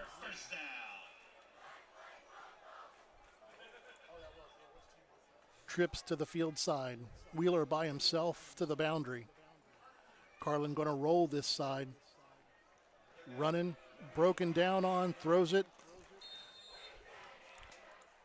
Zipped it right through Anthony Weber's hands. Well, and just good coverage downfield there by the Panthers. I mean, everyone was covered up, nowhere to go with the football. Smart decision there by Carlin to throw it out of bounds and give a guy a chance, but not really. You know. Well, Weber looked at him like, "Dude, I was 5 yards away. Why are you whipping at my face?" I'm not catching that. That wasn't intended for you, man. That was throwing that ball away. And again, it's one of the things that I've really liked watching what Cade has done the last couple of weeks. He doesn't force throws that aren't there. He doesn't. You know, he throws it away and to live to fight another day. And again, it's not something that we always think is great here. What a block by Damian. I don't know if we're going to have that on our Welling construction replay, but Damian Wolf came on that jet sweep and just set. Look at that block right there. That's a great took block. Out two guys. Yep, that's huge. You know, he held one guy up, took out two guys, did his job absolutely perfect. First down, Golden Bears. Carlin back to pass again. Looks to escape out of the pocket, escapes to his left, gets wrapped up and gets dog-piled back at midfield. And again, just nowhere to go with the football. You know, he's looking downfield, and just nowhere to go here. Just good coverage just again. Good coverage. Just good coverage.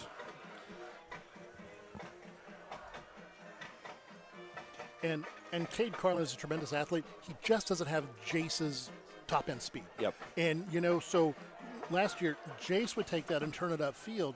Cade's got to keep his eyes downfield looking for the pass. Pressure coming off the edge. Steps up again. Really nice pocket holds this time. Dancing around, firing downfield, finding time. Threw that one off his back foot a little bit long. Yeah, and good blocking by the line there. Just again, I've said it like in the last 3 plays, just nowhere to go downfield. That's just excellent coverage. And they're sitting there and manning up. And that's where, you know, you talk about one-on-one battles. And I know it's late in this ball game, and we're sub 6 minutes, you know, score the way it is. But receivers, you know, especially in scramble mode, okay, once a route starts to break down, you know, you've been in your route for 3-4 seconds, then it's at that point, it turns into backyard football. Just any way to create separation, give your quarterback a chance to get that ball downfield. And what were we all taught? Come back. Come back. Always. Nice pass out to the sideline. Pass caught to Easton Kerr. On reception for Bryan, number 22, Easton Kerr. Going to bring up 4th down, 8 to go. Clock rolling inside 5.5. Ball at the 41-yard line. That's honestly where a lot of good receivers, I mean, obviously good receivers make their money running regular routes, but being able to come back to the football, you know, you watch guys in the NFL, elite college players, they're good at coming back to the football, creating separation when plays break down. Trips to the boundary side, lofted it down the seam, just over the head.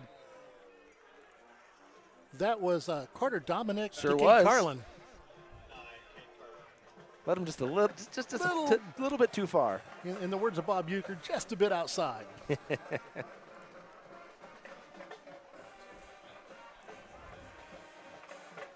I was wondering with the score the way it is, if we were going to see any of the pass plays with Carter. I'm glad we put one in because it's going to keep teams honest. Yep. You know, looking next week, the week after, teams are going to see Carter in the backfield and go, oh, he's not just going to power run it over tackle. We had a timeout on the field. Timeout going to be charged to Maumee. Maybe our last time out of the break, or out of the game with the running clock. So why don't we take one with them? 56-14, Maumee over Bryan on the Golden Bears Sports Network. The Bryan Athletic Boosters would like to wish all the student athletes the best of luck in all their sports this year. The Boosters are proud of your commitment to becoming Bryan built. It takes a lot of time and dedication to play sports and be the best student you can be at the same time. Good luck this year. The Bryan Athletic Boosters would also like to thank all of their corporate and individual patron supporters this year as well. It takes everyone to make a community and to become Bryan built. Welcome back here to Golden Bear Stadium. 4:18 to go into ballgame. 56-14, Maumee over Bryan. McCullough back in at quarterback for the Panthers, and looking at the Bryan defense, looks like number 2 is all the way around for the Golden Bears. And again, getting a lot of these young men some Friday night light time. Yep, which is good experience for these kids, absolutely. Motion coming this way. Little cross sweep, nicely read, wrapped up in the backfield. Is that Jacob? You're in on the tackle? Yeah, sure was. Yeah, and just a nice play there from his from a defensive end position. Nice play there by Jacob Uran.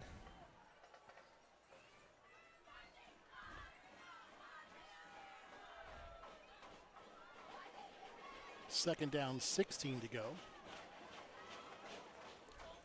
Student section still rocking it out here for the They Golden sure are, Bears. aren't they? They're up. I like this. They're determined they're going to be the better student section. Slot each way. Now they're running one in motion. McCullough's going to roll that way. Dumps it out in the flat. Complete. Nowhere to go. Nice play by the Golden Bears defense that time. Gage Phillips on the tackle, I believe.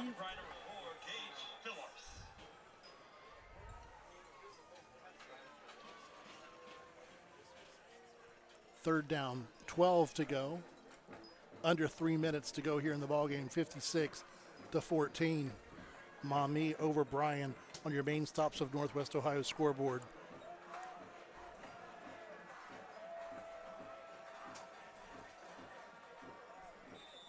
Flags on the play. Motion. Oh, we got another motion call. About the 17th one tonight, partner.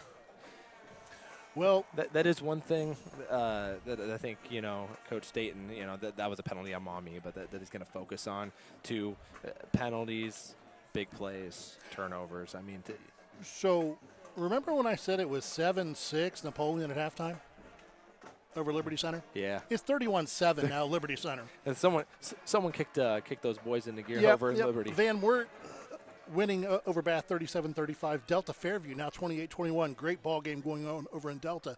Two of our future opponents. McCullough lines up, launches it downfield over everybody, incomplete. Wapak 34, Defiance 7. Bellevue over Wauseon 13-7. Eden Oliver Antwerp 55-0. Hicksville over Swanton 16-6. Otsego 21, Tenora 14, Ottawa Hills 20, Evergreen 6. Pillier 14, Woodmore 7. St. Henry beat Archbold 42-14. Patrick Henry beat Ayersville 48-2. Whew. Safety though. Always like a good safety. Yeah, I mean, the only points on the board. I don't know how often you see that.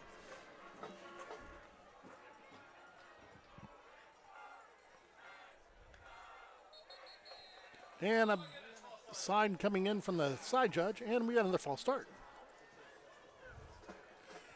I think every 5-yard penalty's been a false start. You got 5, 6, 7, 8, 9, 10. 10. Oh, There was one defensive offsides in there. They had one guy lined up in the neutral zone. Okay, so 9. We'll go 9.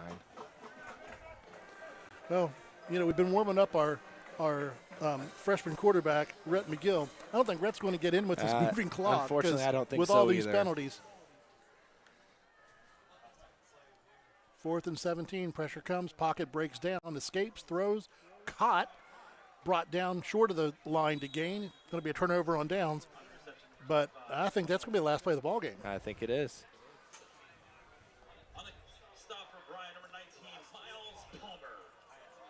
Because I don't think we're going to see a timeout just to let your freshman quarterback get a snap. Not in this one. And that's going to be it here from Golden Bear Stadium, 56-14. Maumee. And again, as we talked about, those big plays in the second half doomed the Golden Bears.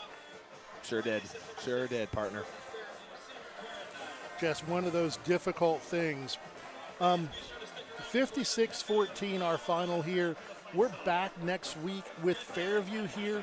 And from everything that we saw tonight with this running game from Maumee, we'll see the exact opposite next week. Oh, we sure are. Z-Dyke's going to throw the ball all over the field. They are 5 wide, and, it's tough. Fairview is in the GMC right now. What Kenton used to be in the mock days in the WBL, you've got 5 guys who know their route, and they're good athletes. They sure are. And, we're going to take our chances that your 5 guys can't cover our 5 guys. Yep. That's what it's going to be. That's exactly what they're going to do, and that's the thing. You look to next week. Maumee was really effective throwing the ball tonight, only throwing it 17 times, but Kubic threw it 12 times for 261 yards, 8 completions. 8 completions. Unofficially. But those are all unofficial. But still, if you're looking at 8 passes, 8 complete passes for 261 yards. Multiply that by 3, 4. Yeah, You're looking at 30, 40 passes. Yeah, but you're also looking at, in that, 35, almost 40 yards of completion. Yep. On 8 passes. Which that's something you're going to have to look for, obviously, next week is limiting. the story tonight, and we can go on and on about this. I think we've kind of beat the dead horse about it. Big plays. Big plays, big plays, big plays. That's something you have to with a big play offense. Because I wouldn't necessarily have classified Maumee's offense as a big play offense. We kind of, I'm going to say, turned them into that. What do they want to do? They want to establish a ground game, move the chains that way. They hit some big plays. We got to limit big plays next week, and that's going to be a focus, I'm sure, in practice this week. Right. Limit the big plays. And that's going to have to be the name of the game for this Golden Bear defense all season long. And again, it's these young kids, especially the young kids on the back end.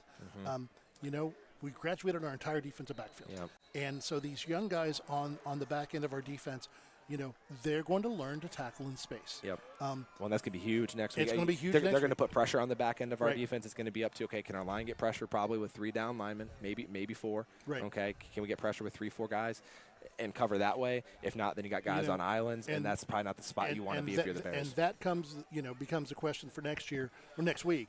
Do you go 3 down linemen and just umbrella shell it? Right. I'm not sure we're going to be able to stick with the man-on-man all over the field, and so now you're looking at, okay, we got to make some changes to our defensive scheme here. Right. I'm not sure if Fairview's going to be able to pick up the blitz quite as well as Maumee did tonight because we didn't get close to their quarterback on a blitz. Not at all. They picked it up every time, and that's just, again, 24 juniors and seniors who are all back from last year, who all got significant playing time last year. Their 2 backs are very different, but they're very disciplined and they block well. They sure do. And so we were mixing things up. We were blitzing Jacob off one side. We were bringing Damien off the other side. We tried to bring Cody up the middle a few times, and just nobody was able to get there because their back just stepped up and said, no, not tonight, and bought their quarterback that extra 2 or 3 seconds to let that play develop down the field. Yeah, I want to say that's part of being a good running back is blocking in pass pro. It's not just running the football. I mean, obviously that's a big part, being a running back, but the other big pieces, are you good in pass pro? And they were good at that tonight. So we're going to take a post-game break. We'll come right back. We'll wrap things up, kind of go over some of these drives for you, and then we'll get out of here on the Golden Bear Sports Network. Again, our final tonight, Maumee 56, Bryan 14. The Bryan Parks and Recreation Department would like to wish the Bryan Golden Bears good luck in tonight's game. The Bryan Parks and Rec offers a wide variety of classes for you during the entire year and an array of sporting events all year long. Check out what the Bryan Parks and Recreations Department has going on at bryanparksandrec.com or like them on Facebook. The Bryan Parks and Rec hopes to see you in one of the many parks that Bryan has to offer and enjoy the facilities. Questions about the classes or rental of one of their facilities, call 633-6030. Rooting on the Golden Bears is a tradition that brings us all together. Just like the sports we love, another tradition has stood the test of time. Oberlin-Turnbull Funeral Home and Crematory, since 1922, we've been part of the community, supporting you in the moments of celebration and loss. Just like a team, we understand the value of traditions and the love that binds us together. So whether it's cheering for a win or celebrating a life well lived, remember we are here for you. Oberlin-Turnbull Funeral Home and Crematory. Family owned, family focused. The Bryan Athletic Boosters would like to wish all the student athletes the best of luck in all their sports this year. The Boosters are proud of your commitment to becoming Bryan built. It takes a lot of time and dedication to play sports and be the best student you can be at the same time. Good luck this year. The Bryan Athletic Boosters would also like to thank all of their corporate and individual patron supporters this year as well. It takes everyone to make a community and to become Bryan built. Welcome back here to Golden Bear Stadium. Again, a thank you to our sponsors, and then we'll turn it over to my partner and get some team stats for tonight. The Bryan Athletic Boosters, Bryan Parks and Rec, Northwest State Community College, Oberlin-Turnbull Funeral Home and Crematory, Veteran Services of Williams County, Andres O'Neill and Lowe, the Danielle Van Atta Agency, Krill Funeral Home, Starks Plumbing and Heating, and the Thiel Supply Center. Let's take a look at the team stats, partner. Yeah, I'll say very unofficial team stats tonight. Bryan, 29 rushes for 72 yards for a 2.5 average, 2.5 yards per carry. On the flip side, Maumee, 28 rushes for 169 yards there. A lot of those coming in the second half. So So they rushed for 169 yards there. Bryan, 11 completions on 28 attempts for 160 yards, and Maumee threw for about 280 or 285 yards for a 25.9 average. No interceptions on either side. No touchdowns throwing for the Bears, and I have 3 unofficially for the Maumee Panthers. For total 508 yards for the Panthers, 242 for the Bears. Bears slight edge in time of possession with about 25 minutes of possession, and the Panthers with 22 minutes and 35 seconds. But let's be honest, most of that Panther time of possession was in the second half of the running clock. It sure was. And they were just, and those weren't running plays. That was holding the ball till 3 seconds on the play clock. Yep. So they did their damage in short bursts. Sure big did. plays, short bursts. Those 7 drives to end the first half that all ended in touchdowns, and none of them went over 2 minutes. That's just a backbreaker. Yep, I was going to say seven touchdowns to end the first half, and then 1 touchdown with their starters in at the beginning of the third quarter there, and then 2 turnover and downs. I mean, again, that's the story of the game, right? Is 8 for 8 there after the first 2 drives, and then really what stopped them was only halftime. Big plays, and again, don't want to belabor that point, but that's something to key on for next week for the Bears. Is okay, you go in get in the film room. What did we do wrong on those big plays? How do we correct that for next week, and we fix it and move forward from there? Well, we'll be back next week with Fairview on Friday night, back on the air at 6:35. Coach's show will be in there somewhere, and Fairview at Delta. Then we run into our chunk. I mean, Patrick Henry Liberty Center. Whoever makes that schedule in NWAL does Bryan no favors. Only solace there. They're both in our building. So, yes, that is both at home. So that is travel a good to thing. PH or Liberty Center. So our next broadcast, though, will be Sunday from Crew Stadium in Columbus as the Golden Bear soccer team takes on the Wildcats of Napoleon. And as a dad of a Defiant soccer player for 4 years, go Bears, beat the Cats. Beat the Cats, absolutely. So for our director, Krista Brunner, engineer Tony Malanga, good to have Tony back tonight engineering for us. John Tripodi, Sam, Ryan, Wesley, Lupo, Florence Jones, Taylor Peltz on camera. At WQCT was Rick Armentrout, Golden Bear Photography, Matt Neff, Stephanie Ponzak. Here at BHS Athletics, once again, just, y'all, it is the best show in the NWOAL as far as hospitality and doing things right go. Nathan Keel and TK do an amazing job. Our executive producer and a scoreboard wizard, Chris Malenga, tonight. And for my partner, Derek Hugg, I'm Dave Brobston. Hopefully we'll bring you better news next week. But tonight, the final here, Maumee 56, your Golden Bears 14. This has been Golden Bear Football on the Golden Bear Sports Network.